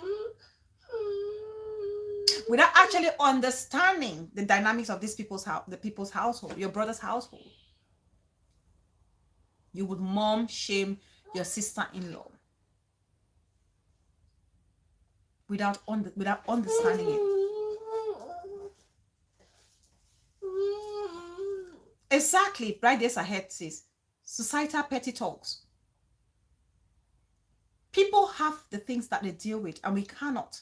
Another thing will be mothers trying to compete among each other. Who is the best mom? And how do they measure it? My child is bright. My child goes to more extracurricular activities than your child. My child has a bigger space to study at home. Or my child can speak multiple language. Or my child is an A-star student. So you're a bad mom because your child cannot excel. And you have mothers who talk about this. If you are a mother, especially in the diaspora, you would accept with what I'm about to say. I only experienced this, not just after having my baby. I used to drop off my nephew in school. And my sister used to complain about this. My best friend complains about it. I didn't get it. But the truth is, when mothers of a certain school, when they are together, you see they form a clique. They have a clique. When you go to drop off, you see them in their little clusters by the gate. They've made their little clusters. And you can see them ousting other mothers. Perhaps because you are from a poor background. Perhaps because your child doesn't go to many school activities. My child is the intelligent one, so I'm going to stick with this one because you cannot teach your child to excel. Now, our kids are gifted differently. You may be good academically. My child can have survival skills, social skills. There are so many things that as mothers, we have to come together to learn from one another. You cannot say I'm the best mom because you don't know what knowledge you can pick from the other person. Every single mother has her challenge. There's no perfect mother. There is none. Because if you go to ask me and ask of another lady who has been raised by a mother, they will tell you some of the things they would have loved to change in their upbringing. That's to tell you that there's no perfect mother. We do our best as mothers to raise our kids. So there's no need competing among ourselves who is the best, who has thrown the better birthday party for their child. If you're unable to afford a good birthday party for your child, the mommy shame you. They tell you you're not a good mother. You can't even give a good birthday party for your child. Oh, the birthday for my child, people left with so many goodie bags. You can't get a goodie bag for your child's birthday. It doesn't make you a mother. what makes you a good mother is the love and affection that you show for the child. It's the love and affection. And these are just some of the examples of how people mommy shame others. What is it, baby? These are just some of the examples how people can mommy shame others. These are just some of the examples. If I have to talk about, there are so many of them. But now let's look at how you as a mother, how can you deal? Because we're going to run a Visionary Star BBTV has a premium. How can you as a mother watching me now, how can you prevent yourself or protect yourself from mommy shaming bullets? How? Let's look at the first one. How we can deal with this. The first will be focus on your personal growth. Focus on yourself. The girl with the vibes. Oh, this name, Alavia Bell. I love this name. The girl with the vibes, darling sis. I'm doing good, thank you. Welcome, welcome, welcome. Happy Thursday. Please, as you come in, like and share the video. Focus on your personal well-being, on your personal growth. Don't worry so much about what other people are seeing out there, what they're thinking about you. Worry about how you feel in yourself, your best version. We have a caller from my darling sis again. Yes, sis. Yeah. I just want to say that no string attached. This is very common among the Anglophones. Yes. They are the people who always form these clusters, wants to belong and I will find you 9999999. Don't even put it on our head. Ask him. We don't have that. We don't compare. Me, I'm Sangle. It's people who put, in life, if you attach yourself to what people say, Yeah. you want to have friends. Yes. You want people to admire, to see you. Yeah. If you want to get, if what people say bothers you a lot, Yeah. you fall into all kind of depression. Yeah. Absolutely. Yeah, I allow my children have friends, but I have very little people that I work with. You see people and this guy, if these people are this group, and if you don't want to belong into that group, Yeah. you just exempt yourself. For me, I don't really have to belong into a group. Yeah. To be in a group of women when they are standing at a school corner, I come, Yeah. I take my child, hello, Yeah. very sociable with everybody, Yeah. but close to none. That is the best way to live. Yeah. And people may talk, so Yes. let them talk. Absolutely. You get hurt when you go very closer to people and you want to be in their means, you want to get their approval. Yeah. Do you and be satisfied with you. Thank And you. I just think all this will not bother you. Thank you so much, sis. Thank you so much. Thank you. That's a great contribution. Thank you so much. Yeah, that's true. As much as, my darling sis is saying, as much as we want to be in a group of mothers to learn from each other, it doesn't mean if you're being ignored or pushed to the side, you have to try to fight to belong. It doesn't help. It just shows desperation. And that's the truth. Ama TV, thank you so much for that comment, sis. Thank you. I'm glad. I'm humbled by that comment of yours. Thank you so much. That's why I say we are always here to learn. Every day we want to go home with something, one thing at least. Now, focus on yourself, like I said. Focus on your strength, your well-being. Make sure that you're your best version. Because it's only if you're your best version you can give the best to your child. Focus on that. Don't worry so much about what people are seeing from the outside. What is inside that you're giving to your child is what's more important. And the second thing, be confident in your decision. Be confident in your parental or mothering decision or mothering styles or skills. Be confident in it. Like I said, when I was pregnant, I was so worried. I was so anxious about having a child and being able to raise a child. But I had to learn to be confident in myself, in my judgment, in my decision, and I had to do informed decision, do research, so you can have some guidance and trust the decision that you make. It's about you as a mother and your child, because you know your child best. It's not about the other person. It's not so much about the other person. Because if you keep second guessing yourself, am I doing good? Am I doing good? Oh my God, what are they thinking about me as a mother? That's when anxiety kicks in, and which is one of the consequences of mommy shaming. Your people become very anxious, not knowing if they're doing good, second guessing themselves, actually judging themselves, saying perhaps I'm a bad mom, I'm not a mother enough to my children. No, be confident in what you do. Be confident in the choices that you make, in the decision that you make, in the mothering style and skills or method that you use.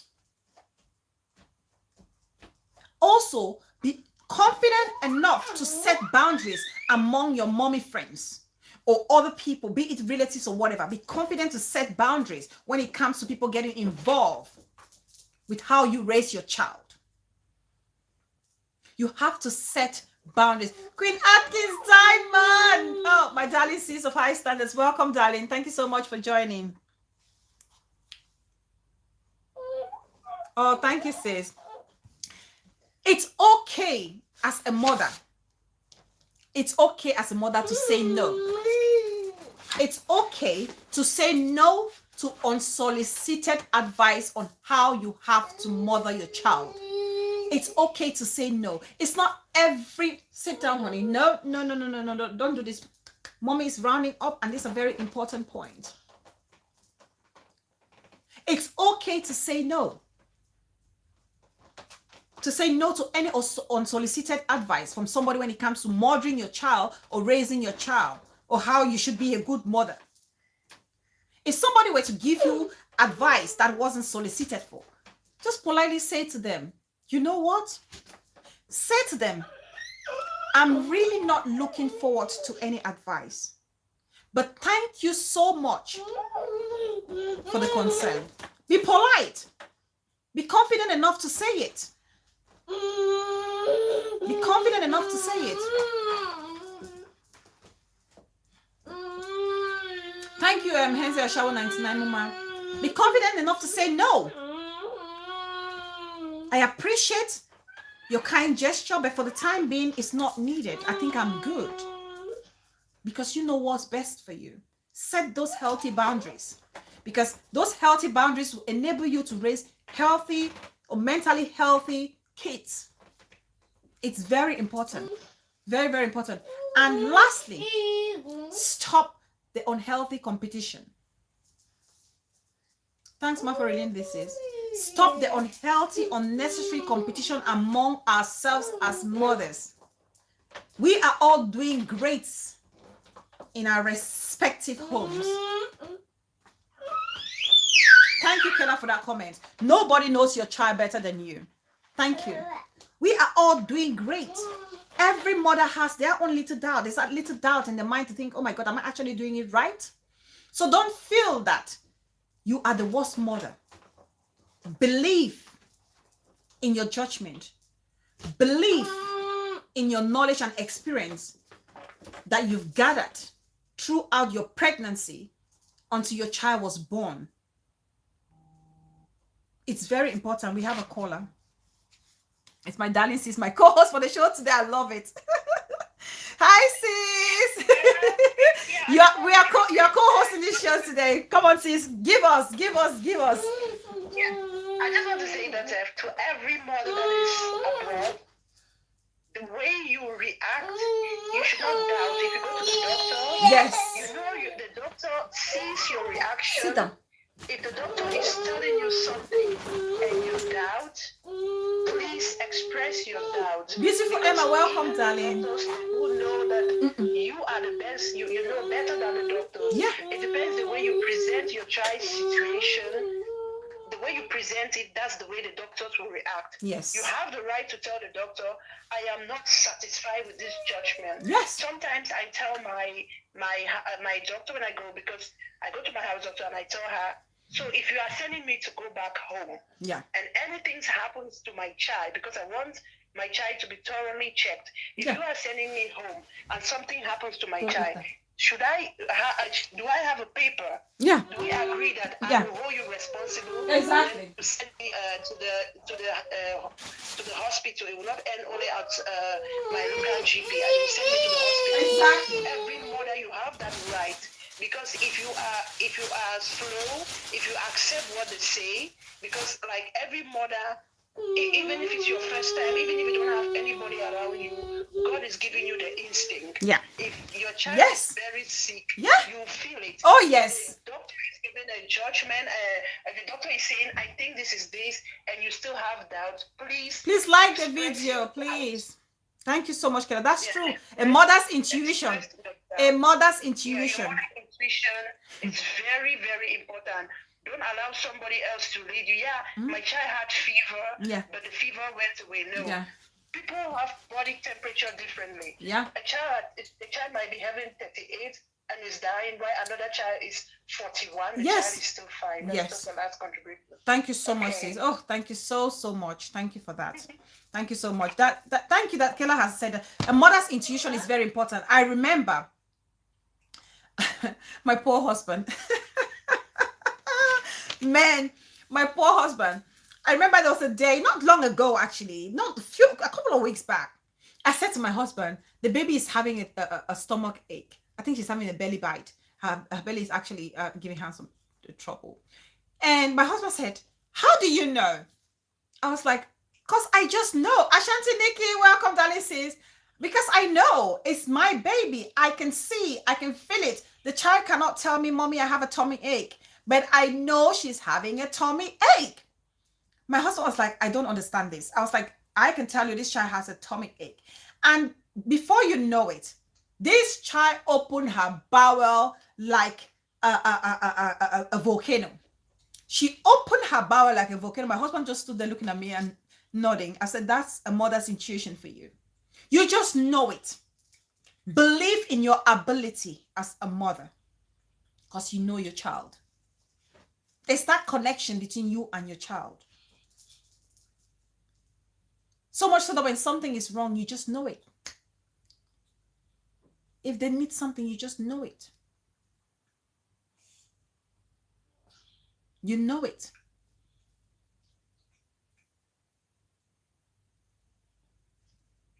We know it.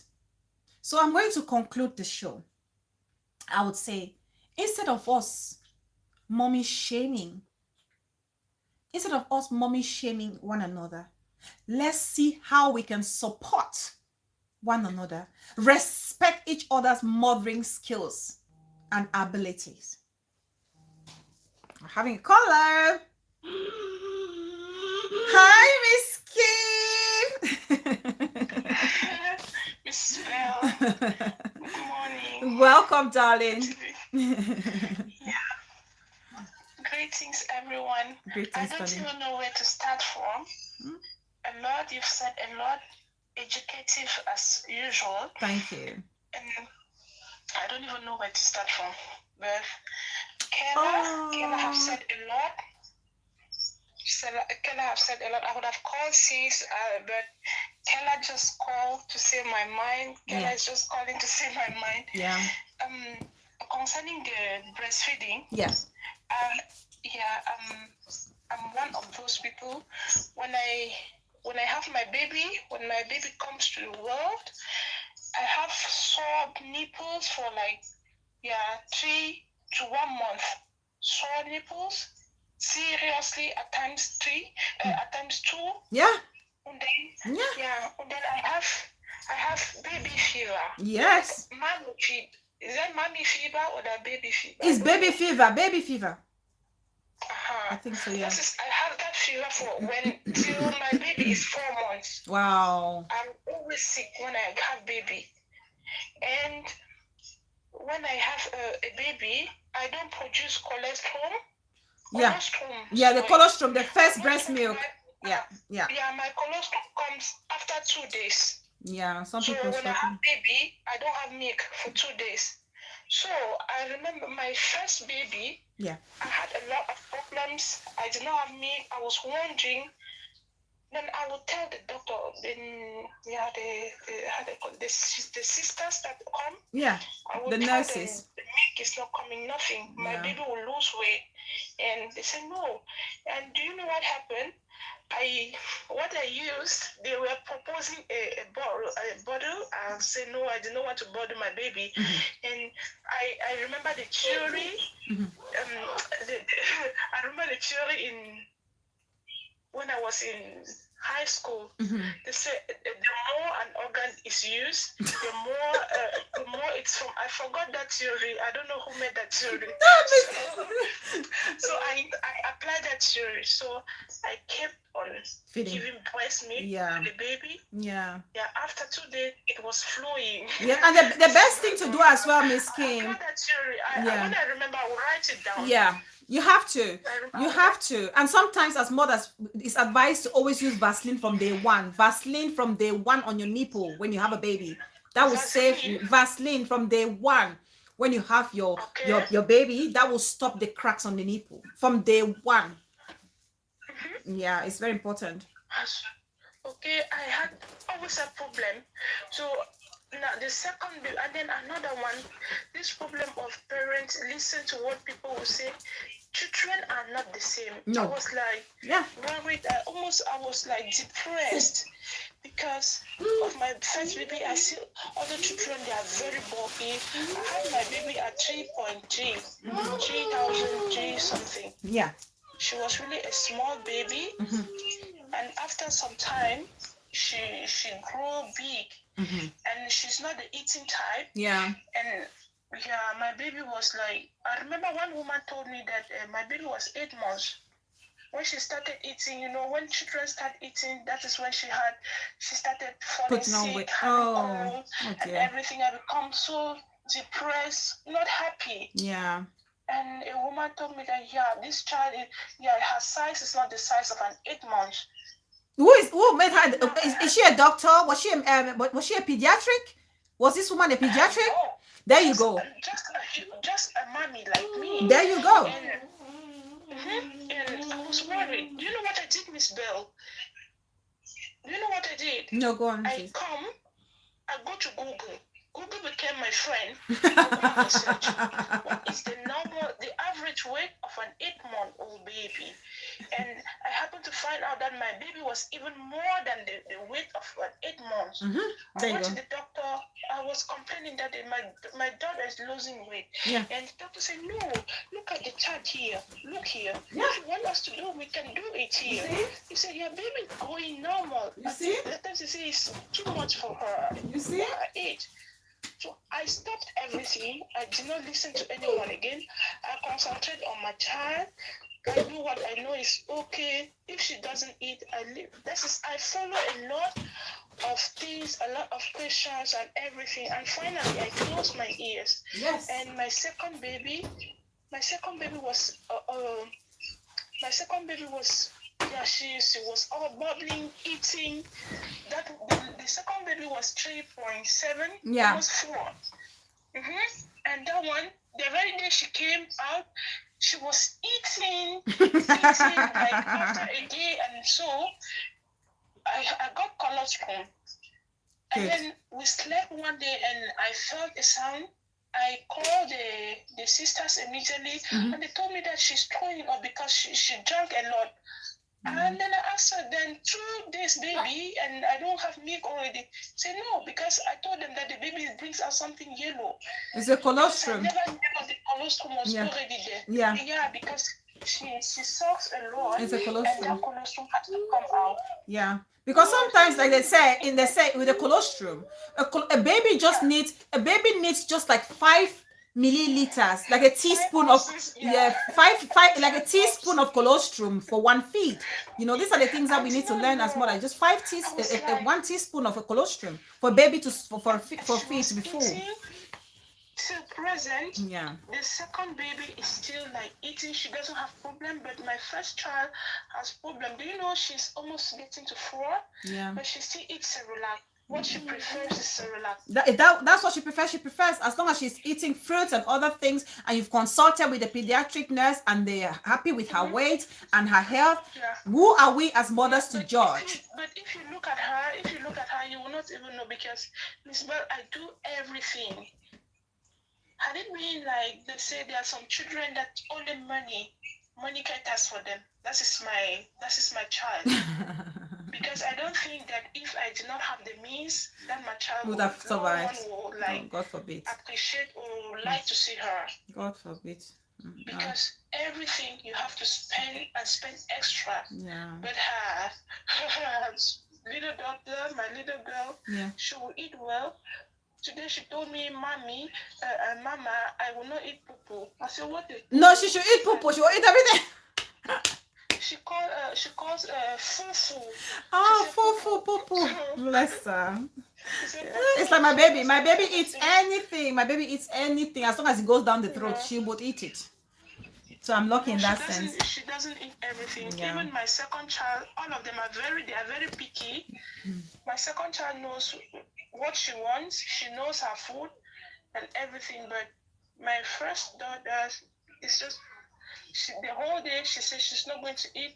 At 6, she told me she wants to eat, but she wants only Cerelac. Wow. Yesterday was the same thing. She did not eat. I forced her. She didn't eat well. Yeah. She took breakfast, and then the whole afternoon she did not eat. I proposed everything. She said Cerelac. I made Cerelac. She was so happy to eat. I said, Mommy, thank you so much. Yeah. I said, you're welcome. As long as the child is healthy and And Miss Bird, another one about the children with disabilities. Yeah. Yeah, this is something that in Africa we need to sensitize people about this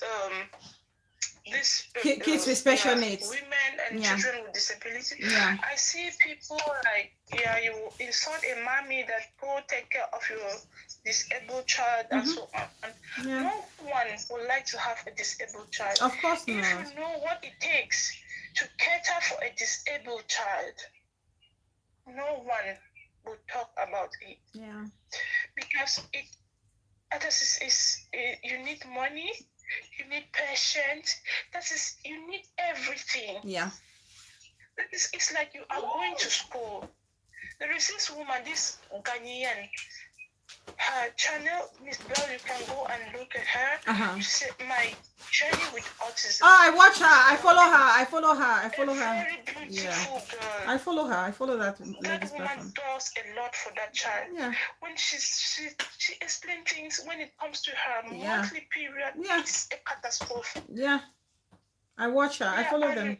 I really plead that even no matter how much we disagree with them, we should not bring their children. And we should not be dismissive of that. You cannot say that if my child has challenging behavior, leave them at home. Leave them for what? They are human beings. They want to also go out and see things and explore. They want to relate. They want to relate with other children. I don't think. Yeah, you keep what for? Is he not you? Is he or she not human? Exactly. It's sad. Yeah, because they also want to. They see themselves as people, and those children too. They need to be loved. They need to be. Absolutely. It's like when you give them. It's like, are you ashamed of what you brought into this world? Yeah. Exactly. God gave it to you. Exactly. And at times it's nature. Yeah. And then at times too, when they say yes, there are certain things. If it's not genetics, which as well when we are pregnant, we make sure we follow antenatal. Yeah. And take necessary precautions. Vitamin. Yeah.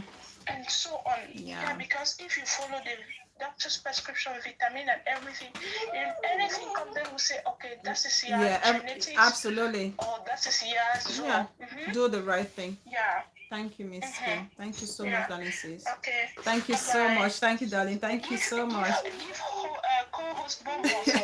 I will. I will. Bye, Miss Kim. All right, we have a caller. Hi, sis. Hi. Yes, sis. I wanted to leave. Yes. I wanted to leave, but I heard my sister just said if you follow the doctor's prescription, everything will be okay. I just wanted to say there are some children that are being born with special needs. Yes. Without diagnosis. Yeah. Without any shortage of everything. Yes. It could be hereditary. Yes. So it is for us, if you have in your family only that we don't really check it. If you have people with autism in your family, Yeah. People with mental health issues, Yeah. it is always good if you see your child behavior like we have been saying, if you watch in the class, Yeah. the teacher sometimes when we are abroad and the teacher says something to you, we are very defensive. We say, yeah, because my child is black, this teacher hates my child. He's saying my child is behaving this, my child is rough, my child is. Yeah. Because those signs comes from the toddler age when they start. Yes, preschool, The preschool. teachers at school. Yeah. Yeah, preschool. Yeah. The teachers there, they have Jinkenton. education. They have knowledge about it. So if you are at home, you don't notice it. When your child goes to preschool, please always make sure as a parent Yeah. to always ask the teacher The necessary questions. about my child behavior. How is it with my child? Yes. And be open to accept every criticism that they are giving. Yes. Take it positively. Yes. And sometimes ask, how can we help my child? Yeah. And always go back for the feedback. Okay, Yes. you said my child has this problem. How is the problem getting better? Do you see changes? Yeah. How do we do so that you work together with the school? Yeah. Because the more you show interest, the more they give good reports about you. That's why sometimes our African children have been taken away from the parents. Yeah. Because from preschool, every report is not like Cameroon that when your child is from preschool, everything is just forgotten. No, everything is being documented. Your response, how you, the parents, react. Yes. Everything, they have it. Yes. Exactly. You show every single parent evening notes. Everything. As parents. Yeah, if the teacher says this about your child today, make sure you go to find out if the thing has progressed. And when trying to find help, there is always help for parents with children with special needs, especially in Europe. You have help, and this help is free. Let us make use of the resources. Yeah, make use of the resources, and please, let's try to hit the iron when it's still very hot at a very pre-age. And for you to have a child with a special need it's not your fault. It could be when you're taking alcohol and drugs, it could be. Yeah. But sometimes it's just a genetic malfunction. Yeah. It's not genetic. Yeah. Sometimes it could not be genetic. Sometimes you might just be blessed. Yeah. By God, because you are able. God will never give you something. Absolutely. Absolutely, yeah, sis. Take care, please. Absolutely. Like us to please follow up your child's education, because there is a report also about you as a parent. Yes. Don't always allow your children to just go to school, and even if there is a fight or something, please go and ask the teacher. And if your child, because I've seen some parents having mental issue because their children have been taken away from First them. daughter of Konya, welcome, darling sis. I see you. When you go and you read the report, you want to help the parents, you read the report, you see what have been written about the parents. Yes. You're like, oh my God, yes. Which parents was taken, because our children, I want also that we as Africans that are abroad, I know many people know a lot. This is just my contribution. Yeah. To help those who don't know. Yes. When your child, there is about 3 hour, how do I say it? 45 minutes that they spend at school to ask the children their reaction at home. Yes. Every child. They do. How are your parents? They do. They do. Yes. They do. They are being rewarded. Yes. They give them to encourage them to say more. Yes. Yeah, so just know whatever thing is happening in your home, they tell the child in will school. Tell the teacher. And the teacher is always coming in a trickish way to see if you are open. Yeah, it's true. And if you shout at your child, yeah, they will still go and tell your child, please be telling us. We will never tell them. Yes. That is how a report is being built about you, the parents. Yes. Before you know it, they've built a case against you. Yes, they're coming to your house. Yeah. If you beat your child, Yeah. if you beat your child or something is being discovered, just go on your knees and tell them, please, I need help. Yeah. Do you know what? Actually, why you're on it, sis, I remember a friend once told me, just because the child's hair was so dry, and you know how our afro hair can be difficult sometimes to comb in the morning. And she combed the child's hair, and the child was crying, "You're hurting me." And that child went home and was crying. And the teacher said, "Why are you upset?" And the child said, "My mom was pulling my hair." You get? And the teachers literally called the mom to said, "This child said they were hurt in the morning because you pulled their hair." I was like, "What? This is how far it is?" Yeah, they have a report that they give every day. They have to sit at least 45 minutes in the European Union to talk with the children. Yeah. And it is from there that they try to trace a problem home. And there are some children that they will put them after that. They will put them in a group of children with a problem home. They will invite the proprietor to come and sit. And these children are talking, they are clapping, they are praising them. They make it look fun. It's like a fun activity. Yeah, make it easy. They are giving them gifts. Yeah. And they will even go to the point of telling your child, "Don't worry, we will not tell them what is happening. We will help you." Yeah. And the child will expose more. Yeah. So be friendly. Let's be friendly with our children. And once you have a tip from the school, a complaint, please try working with the school. Thank you so much, sis. Thank you. You've been amazing. Thank you so much. Thank you so much. I saw my sis Jinkendon say she wanted to call. My sis Jinkendon. Sis, are you calling or should I call you? Let me call her.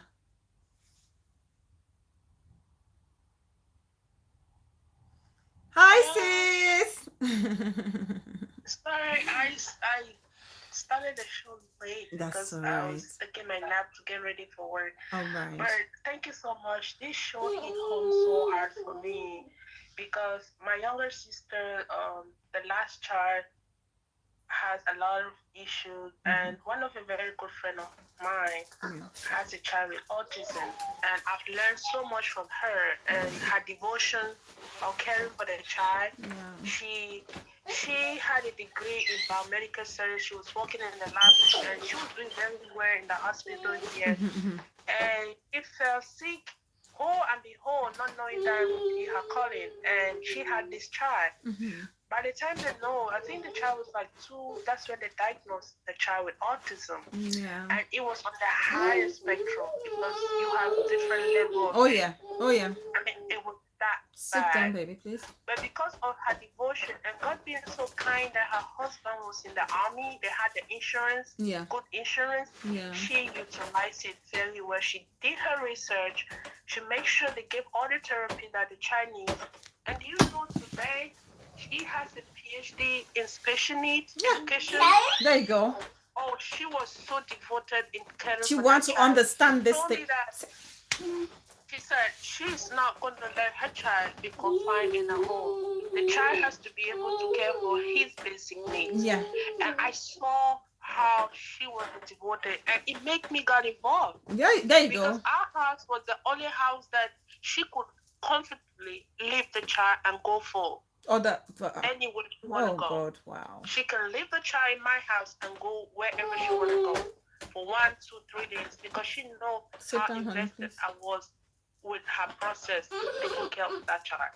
Guess what? Fast forward, I came to visit one of my cousins in another state, and a cousin of theirs came with a little boy. I think the boy was about 5, and the boy was not functioning right like every other 5-year-old. And they keep yelling at her, the African way. Or they keep yelling at the boy, or say the boy is stubborn. I took a look at it. I told the woman, no, stop. I called her in the room. I said, please stop yelling at this child. And I said, don't you see that something is wrong? And she was looking at me like, fast forward, after the party that was in the house, I sat my cousin down. And I said, you see, this child is not just being stubborn. Look at it well. Something is not right. And I started, explaining it to him. And he works in the health field. And that's where his head started coming. He's like, oh my God. My sister, you opened my eyes. And then he started seeing that something is wrong. I said, I'm not close to the parents, but if you guys are close to the parents, talk to them. More follow. So this child can start his therapy as fast as they can. They have ABA therapy, they have speech therapy, and they even have sometimes occupational therapy to help them hold their food. So if you follow up on that, it's just that sometimes some of us Africans are so in denial. Yes. We don't want to see. They're refusing. It's true. Do you know what? Somebody says, sorry to cut you. Somebody said to me, just here, listen to this ignorance. Somebody said once, I was there at a conversation where somebody said, oh, this autism thing is rubbish in Europe here. If it's in Africa in school, the child is like that, they will whoop the child and take off that nonsense. That they will whoop the child and take out the stubbornness from them. There's nothing like autism. I was like, whoa. Yes, somebody said this, a grown-up, that if it was in Africa, they will give the child 10 strokes. And you're right, my dear sister. You're so right. And we had another function, and this lady came with a little boy, and sometimes the parent, especially the dad, they push it away to the mom. And I saw that because I have my junior sister and two of our friends have children like that. So I'm so invested in it. So I know. I saw the way this boy was, like he can't stop crying. He was going everywhere. You could see because their kids are noisy areas. You have to be very careful when you're going with them out. When it's too noisy, they get agitated. Yeah, some of them they have noise intolerance. They cannot. So why do you want to take them there? I tell this girl, I said, sometimes we as parents have to be proactive. We have to push. We have to tell primary care physicians for like the pediatrics. Like, yes. Hey, I need more follow-up. I need more this. I need second opinion. Yes. I need this. And then when they see that you are interested, then they'll give you. Don't push it. Yeah. You have to be. You have to be proactive and push. It's true. Yeah. So some parents are just I asked a woman, I in said, denial. have you guys been going up for checkup for them? Some parents are in denial. Said, yes. And I see that the woman was in pain because she said, I would like you to talk to my husband. Yeah. And look at her. And my heart melt. My heart melt. I'm like, Lord, have mercy. I pray every time I come. I pray for this family. They're pushing it. They're dismissing it. But the earlier you start the therapy, the better for the child. Yeah. This child will be absolutely. Absolutely. Do you know this? My sister's son. He is going to college. Yeah. They do what they excel if given the right support. They excel. Autism is real. African parents, I'm begging of us, especially us in the diaspora, we have to invest time with our children. It's not all about the money we want to work and build houses back home. Yeah. What we can if we have those property back home. And our children, I guarantee you, our children in the diaspora are not going to live in those houses we are building back home. Why can we not invest the time with the children we have here and let them be productive citizens? Good question. Why? Thank you so much. Why? Sis. Like my heart bleeds that's why I said this show hits so home for me. Because I see how proactive she's like a big sister to me. Yeah. I see how proactive she was with her son. And she had to change her whole career to make sure she have the right services for the child. Yeah. To care for her son. Oh wow. And so guess what? Today she is having like this advocate. She's advocating for moms. She's having platform where she can encourage African parents how to care for children with autism. I'm telling you, one time I went to visit one of her sister here, and she said the way I was so patient with her son, she don't see that with a lot of people. That's what I mean by people mom shaming others, especially mothers with autistic kids. The way you're talking, the way you're communicating. Oh. I'm telling her. I had a friend that is like a big sister to me that had a son with autism. She said, "Thank you so much, my sister." Oh my God, because I was invested too. I was invested because there are people we are around all the time. Yeah. And my husband have the little boy with his schoolwork. Somebody's asking that what is ADHD? Is attention deficit or hyperactive disorder. Yes. ADHD is different from autism. Yeah, that's just a form of autism. It's a form of autism. It's a spectrum. Yes. Yes. So we have to be very careful and make sure they are so good with their routine. If we keep the routine, because you see, I said you get up, your mom is gonna come at 6, exactly 6. That boy was at my door knocking like, yeah. Mommy, not yet. They are so big, so you have to keep that routine. And yes, they have their structured routine. They have a structure. You have to follow that structure. So their hands, they can't hold things well. Yeah. So I mean, like, they need a lot of therapy, but we have to be patient as parents to care for them and you'll be surprised on the results if we are sit patient. down. Oh, don't do that. Sit down. To care for them. Thank you so much, sis. Us African parents to be patient, to see if we see things like that, there's a way of approaching it. You know, sometimes you can have a good message, but the manner in which you approach it is different. Thank you so Make the much. parent overtake it or not. Thank you so much. And some of us will be laughing as if it's funny. There's nothing funny in it. Thank you so much, sis. Thank you so much. Thank you so much for the contribution. I had to contribute. Thank you so Bye. much, Thank sis. you. Bye. Thank you. I appreciate you. Thank you. Mhm. Oh, wow. What an amazing show. What an amazing show. Now, so if there's no other caller, we're going to round up because BBTV has a show now. So thank you, guys. Thanks, everybody. Thank you, Kayla, so much. My darling sis, you've been amazing. Thank you, Jink and Dawn. Thank you to all Miss Kim. Thank you to all the amazing contributions. Thank you to every single person. I'm going to give a shout out to every person. We have a caller still. I think my sis wants to give a round up. Yes, sis. Is there somebody else that wants to call? Because I'm No, sis. No, call. The line was free. Oh yeah, I just wanted to tell Soko again that there are different forms of autism, and the one she was trying to describe, which people can easily see, is the ADHD. It's mostly common with the ADHD spectrum. Yeah. I just wanted to say that when you have children at home, if you have a child at home and that child is used to structure like our sister just said, if your child is, let me take an example, your child is watching TV and you tell the child leave, and that child has difficulty to leave from one thing to do another, that is also one of the warning signs. If your child has a problem when, let me say, TV is on and people are talking, and they're covering their ears, they don't want to hear it. Their ears, or they easily get, for white children, they easily get reddish skin, but for us, you cannot really see that. You know, with autism, it has to do with filter. They cannot really filter information. The very easiest way is most of the children with autism, they cannot write a good AC. Because they find it difficult to... Beautiful universe! I'm really struggling to look for the words. But I think there are some very little things that you can notice. That the child will be... plain it doesn't understand sometimes when you make jokes. They don't connect emotionally. They lack emotional connectivity. It's very common. They lack emotional connection. But if you are a parent and you notice any difference in your child, just take your child and ask, what is it? And because there are also children with Down syndrome. We don't talk about it. There are also people. Children with Down syndrome. You know what we'll do sometime? We're gonna do like a health week where we're gonna trash some of those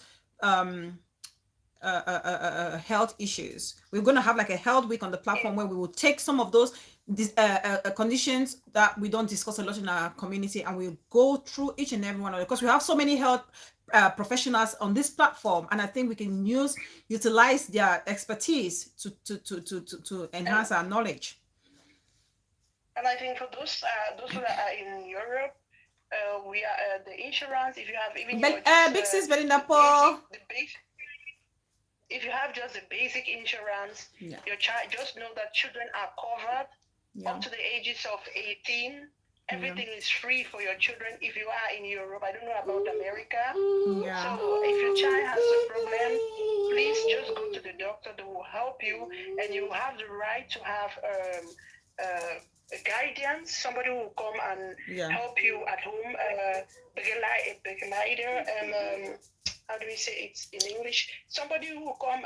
A community nurse, like a community nurse, a community somebody, I suppose. It's not really a community. Yeah, maybe in England it's a community nurse. Maybe that's the right word. Yeah, you have somebody that will come to guide you. If you have a yes, like a support. Yes, like support. It's a support. Yes. Yeah, for the people that are in Europe, I cannot talk about America because I don't know about the system. Yes, it's the same here. Please, if your child, it's the same. Yes, a support person. Yeah, a support person. Yeah. Yeah, okay, yeah. I don't know something about the UK. If you have a child and you think something is not going well, please, if you can help that child by going to your doctor to get you the necessary help that your child needs, rather than you shying down. And please don't discuss it with African, and don't allow anybody to come and talk down on your child. Why do you picking? I heard a lady saying to one, why do you picking they behave so? Yeah, I said this person said that they should beat the child, they should whoop the child, and the child is going to take the manners out of the child. And I was like, it was not my problem, but I was like, so how do you think? You think you are better off than the mother? What do you mean by mom that? shaming? Mom shaming. That's called mom shaming. That's mom shaming right there. Yeah, don't allow anybody, and please be positive about our children. Sometimes we, the parents, you hear the way some parents talk about their children. It's like, oh my God. They are so negative, the way they present their children. Oh, this one not the listen, this one not the... Remember, there is power in the tongue. Whatever thing you say is what you get. If you need help, ask for help. But please, don't be too negative about your children. Stay always positive. Like I always say, Bella, stay positive. We're always positive. And positive things. We are always. Yeah, positive things will come your way. You always do, sis. You always do. You always do. As a mom, there is no perfect mom. Yeah. We are all learning. We learn every day from one another. Let no one talk you down, because I know every single mother, you are doing your best possible best, because just like Jesus would say, oh my God, sis, your co-host is clapping for you. Co-host just clap for you, saying, Auntie Kella, well done. Like Jesus said, I'll just say, like Jesus said, if you ask him of bread, he will not give you a stone. There is no mother in her right sense that misleading the child. So be proud of yourself. You're doing your help, your best. But please, please, please forget about all the misconception. If you need help, get help. Thank you. Thank you so much, sis. Thank you. In fact, you've concluded for me. You have concluded. And that's the end of our show. Thank you so much, sis. I appreciate you. Thank you. What a way to conclude the show. I don't think there's any much I can put on there. I need to add anything. Sit down, honey. I'm concluding. I better say thank you. El Beauty, my darling mama, welcome. Thank you so much. We have our last caller. This show is so interesting. People don't want to end it. Yes, darling. Hi, Miss Mel. Yes, darling. Go for it. Yeah. What goes around? Miss Kim, just a minute. Let me read this comment, please. Thank you so much. Parenting is one size fits all.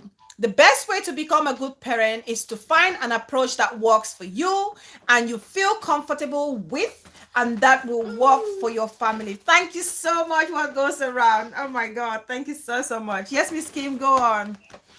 Yeah, I want to talk about what Kella said about autism and how to help. Yeah. There is this woman, I don't know where she is. Yeah. She had 2 autistic boys, 17, and I don't know how the other one. Do you know her, Miss Bell?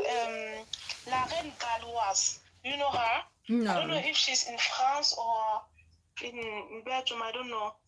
She has 2 autistic children, and the way she is, like the way she works on those her children, 2 boys.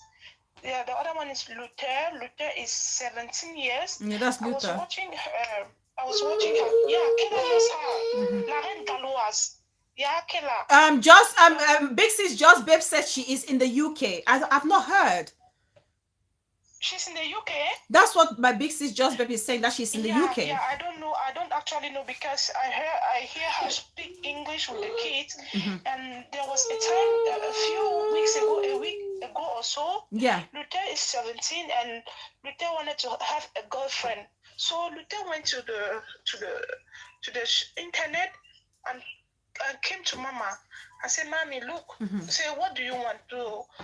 Luther showed. So the woman came and she was not upset. Yeah. She said, yeah, that Luther wants a girlfriend. She was saying that they should help Luther. Luther wants a girlfriend now. And he also said that, yeah, autistic children with autism, it's not as if they don't have feelings. They have. They are very affectionate people. You know that, right? They are very affectionate people. Yeah, and then there was a time too. She said now Luther can count from 1 to 10. He recites ABC to Z. There you go. It's patience. There was a day she came and was really, really weeping. I wept with her. It was really, really emotional. Yeah. And she was like, she's always there to encourage women with autistic children. Yeah. And also children with. Oh, she's in the UK. It's been confirmed. She's in the UK. She lives in Wales. Just Babe says I know her personally. She is very, very like passionate, devoted to all those two autistic children. Please, can you drop the name? Let me see on the comment section, please. Somebody drop the name. I need to follow that person. I need to go. Somebody should write. Send it to me, Miss Kim. Yeah, thank you so much, sis. Please.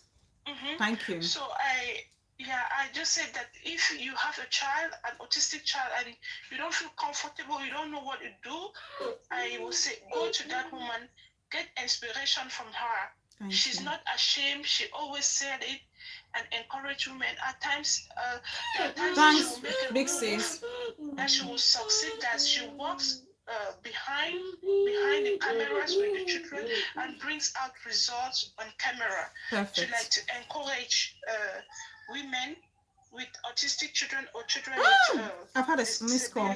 All right, thank you so much, Miss Kim. Thank you so much. I have a missed call. I'm going to call this person now. Thank you so much, darling sis. So La Reine Galloise, I'm going to look. Big Sis Just Babe just dropped that down. Look for that page. Those are the kind of pages I like to follow. Let me call my darling sis. I missed her call. Oh, thank you. That's a link. Oh, Big Sis Just Babe, you're the best. Hi sis, you want to be on the show? Oh, thank you. You're on the show. Hi guys. Hi, I'm loving this show. And I'm not in the medical field, so I don't know so much about autism, but I just want to let people who may not know what autism is all about. Yeah. In Cameroon, we call it a baby. Or sometimes they talk say food, no other country, just to say food. Now for the one okay, it's hard to remember, sis. Autism. I didn't know. I had no idea. Like seriously. You say you call it what? They call it Cameroon what? A baby? Because I want to say a baby. Oh God, have mercy. No, it's not a medical name. I just pidgin way for this. Yeah, it's good to know this a baby. You see, somebody say it's called a baby. So this is the kind of words I have never heard, and it's good for me to know so that if I'm talking to somebody back home, I say those kids you call a baby are normal kids. Yes. Oh my God. Yes. You say a baby, or they talk say behave like food. Oh my goodness. It's only in the States that I got to understand that most of those children who used to behave like that were autistic or they are autistic. But not back home, lack of information. So in case someone comes across this post, across this video, and doesn't know the meaning of autism, it's a baby. A lot of people are going to say, I don't go me. Where are you at? Oh my God, thank God for that. You see, that's what I learned. And this is good. So, Papa King, thank you so much for calling, because now we know if you're watching me from Cameroon and you come across this video, if you hear people calling somebody a baby, know that it's about people who's probably suffering from autism. Hi, sis. Hi, Bella. Yes, darling. I've learned a new term today. La Reine Galloise, she's a very simple person. She does not really carry herself. She's a very nice person to be with. If you call her and you want to make a show with her, She will come on the show. Really? She has, yeah, she'll come on your show. She is, she's really moving on. She's trying to sensitize the population in Cameroon. She has 2 organizations. What? She has opened 2. Yeah, she has opened 2 places. Wait, sis, hold on. Let me read it. Hold on, sis. 1 minute. Sorry to cut you. Sorry, sis. Just Babes just wrote something that caught my attention. I have to read it before it goes off. This person, I don't know personally, but I've seen this is a successful person who owns businesses and has a good living. And the person just wrote that autism is a spectrum. I am a functional adult autistic person. Do you hear that? You hear that? So being autistic does not condemn you as a human being. It's not a condemnation. But Bella, I told you in the beginning that Einstein, you know Einstein, he was autistic. The most people working with all the machines in ASML, all the big high-tech company, they are people with autism because they are very good with details. They are very good with details. Yeah. You know, the only form of autism that we really relate with is people with, like I said, the ADHD, because that is too pronounced. That's where you see the difference. Yeah. People with Asperger's. Oh yeah, Asperger's is very difficult to get the Asperger's one. It's very tricky. You don't see it. They have a high IQ. Yeah. They have a high IQ. You don't even see it. Yeah. There is nothing you'll notice except you come close to them. And they tell you. Or they tell you. Yeah. You call, their partners, they can really tell you more about that. Yeah. I was just talking about Lorraine Galois. Yes. She has 2 children, like my sister Kim was saying. Yeah. This lady, if you follow her journey, I need to follow her. You cry with her. Ella, you cry with her because she's really going through a lot, and she's a very simple person. Oh, God. She has 2 homes. She opened one in Douala, and she just opened one in Yaoundé, where she's trying to take most of these rejected children in Cameroon. If you go to her page and you follow her, you'll see sometimes that they went and chain, some parents went and chained a child because the child was behaving differently. Oh my God. Yeah. Yeah. Yeah. It's sad. If you try and you get her in England, you call her that you want to make a show with her. She's an easygoing person. I don't think she will, if she has time, she will do it. Right. Oh my goodness. Thank you so much, sis. I will look her, I'll follow her up. I'm just reading Just Babes comment because I love when people. I think her children have the ADHD form. Yeah. Oh, okay. Thank you so much, sis. I will be in touch with. I'll definitely follow her to see what's up. Thank you so much. Thank you. See, we come to learn. Thank you so much, sis. So there we go. There we go. So thank you so much. Thanks to everybody. Thanks to every single person. Just Babe just wrote that. Yes, Popikin, yes, I am on the spectrum. I was always and still called an Obanje, strong head Pekin by many who know me. I was diagnosed at 26 when an American boyfriend said he was positive I was autistic. There you go. Hello. Hi, caller. Yes, please. You want to be on it? You want to be on the show? Yes, darling, go for it.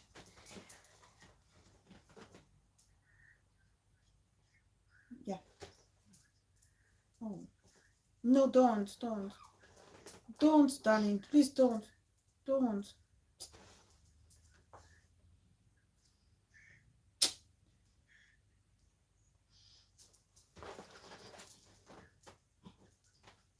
Oh my God.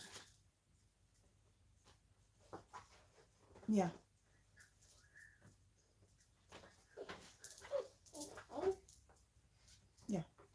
Yeah. Oh, you're welcome. No, you're welcome, sis. Listen, are you having the right help? Don't cry, sis. Please don't cry. Are you getting the help that you deserve? Are you getting the help that you need at the moment? Okay, good. Yeah, it's not easy, sis. Okay.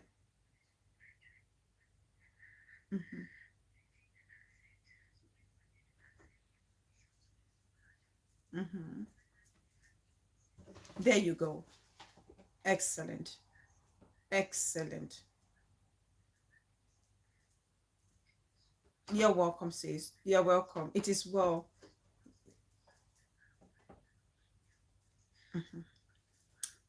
That's why we're here, sis. That's why we're here, sis. I'm touched and I'm humble. I'm happy. One person is happy, sis. We are a family. If you ever have any, drop a call anytime. If you're struggling with anything, please, I'm just a phone call away. You know that, please. Okay. That's all right, sis. That's all right. Thank you so much. Be strong. Thank you. Wow. Wow. That's why I'm always so proud of this platform. I'm ever so proud of this platform. I thank you guys so much. I thank you guys so much on this. I can't thank you all enough. I really can't. Because I said it on the last show. It's not about the numbers. It's about the quality. It's about sharing knowledge. It's about coming and taking something home and coming and living something for somebody to take home. And it brings me so much joy when you can feel or have people attest or share their testimony and people appreciate that appreciate the things that we do. So I want to tell my sister, the caller, thank you so much. I am humbled, I am touched, and I'm glad and I'm pleased that you found the show very informative and very, very helpful. We are here to grow and learn together. We are here. You're a superwoman.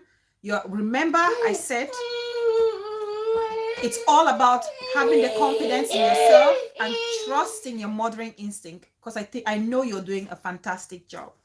And I know you're doing just the best for your kid. So thank you so much for calling and sharing. So thank you. Thanks to all the callers. Thank you to all the commenters. Thank you for those watching at the back. Thank you so much for all your contributions. Hi, Miss Kim. Hi, Miss Beth. Yeah, I know you're concluding your show. Yes. There is another one. I don't know if it's another form of autism or not. There is this guy. His is not noticeable. Yeah. He has a girlfriend, a transgender girlfriend. He's in Sweden. So that's his. He has this passion. That is for like.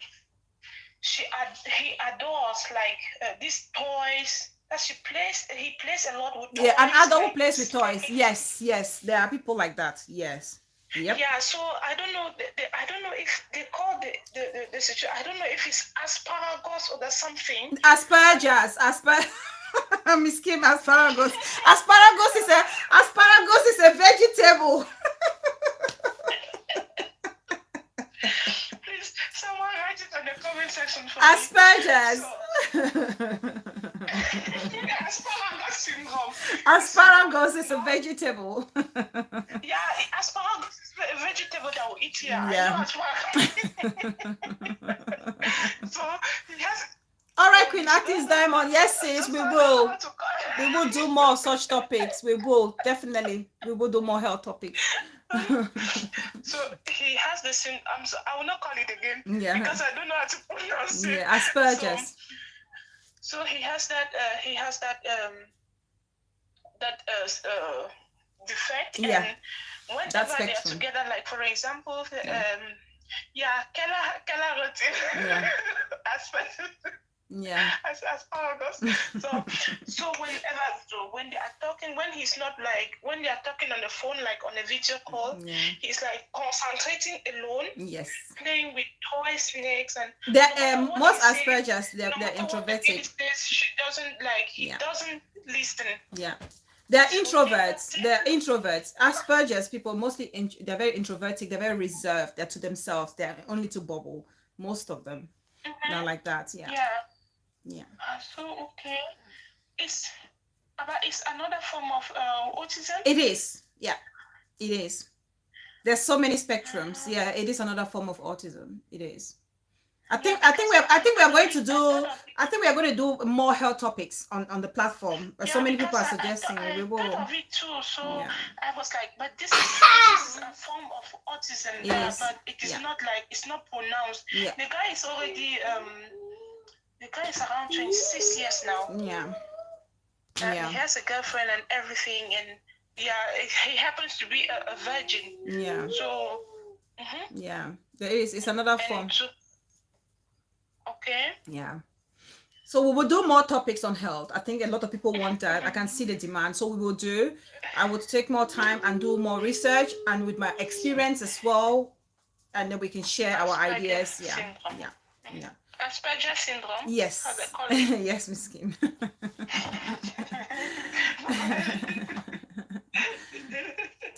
So yeah, so that's that. So thanks, Miss Kim. Okay, so that's it. I think we'll round up. That's the end of our show. It's a beautiful show. We'd love to carry on with it, but as popular demand, we will do more health topics. We will have a week. We will make a health week or two to talk about health topics or health issues. So thank you, everybody. Thank you all so much for your contributions. I appreciate you all. You are the best audience any vlogger could ask for. Thank you all so much for educating me and for educating our fellow people. So thank you all. I'm just going to give a shout out to everybody that's still under the comment section. I want to believe and hope that you all have enjoyed the show today. So thank you all so much. I appreciate you all. Just Base, my darling big sis, thank you so much for sharing your experience, your personal experience. Kayla, my darling sis, my co-host for today's show. Thank you so much, Miss Kim. Thank you so much. I appreciate you. And our private caller, I love you. I appreciate you. We are rooting for you because we know you're an amazing mother. Thank you so much. Support Pekin. I don't go Lily. It's start to remember what goes around. My VIP profile. Thank you so much. Thank you. L Beauty. Peace person. My mama. Ama TV. My everybody beautiful sis. Thank you so much. Visionary Star TV. Thank you. Support Pekin. Yvette Moko, my darling baby sis, thank you so much. Queen Atkins Diamond, my sis of Icelanders, thank you. Prince Melvin Nation, thank you so much. Haha, Bella Abek, call a baby again. So I want to hear something. A baby. Isn't a baby? A baby. Shireen's Kitchen, my darling big sis, please guys. Please, if you haven't followed Shireen's Kitchen, my baby sis, our future Michelin star chef, please do me a favor, follow that young girl's channel, please. Let's promote her.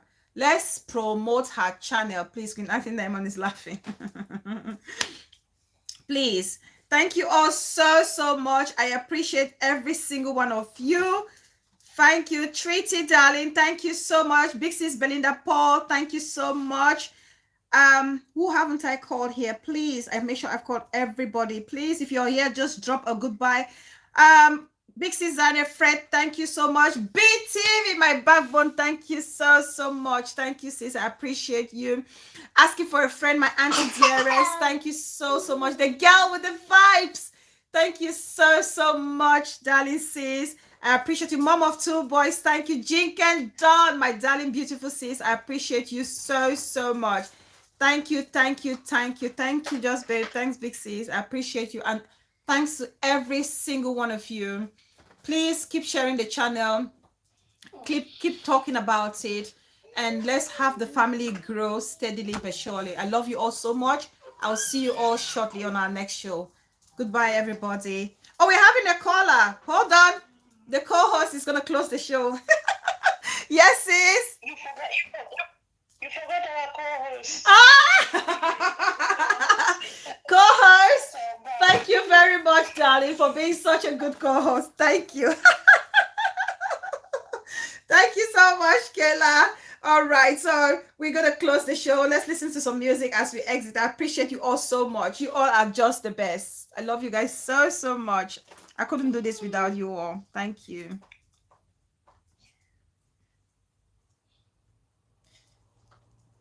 Thank you. Let's go watch the premiere from BBTV.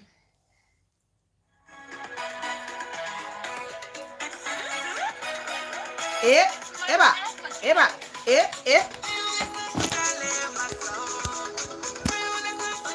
Nuyiba mukurule masa.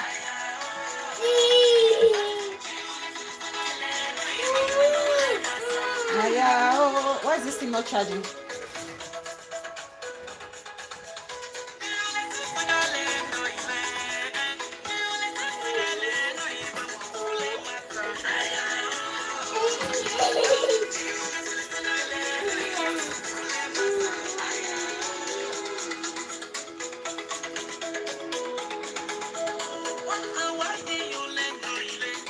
Oh, back, where do you lay massa?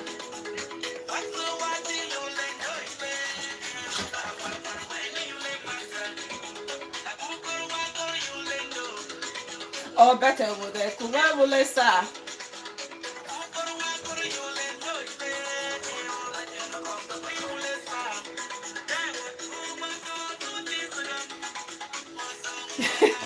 You want to dance? You want to dance?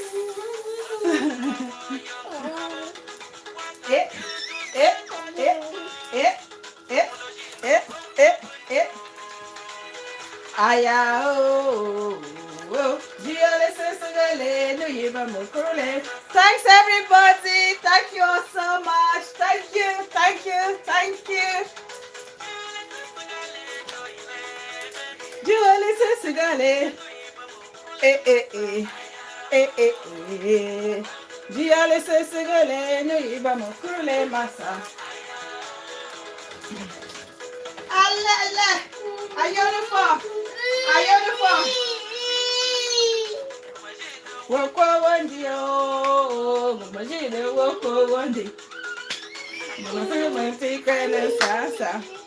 Thanks guys, thank you all so much. Love you all.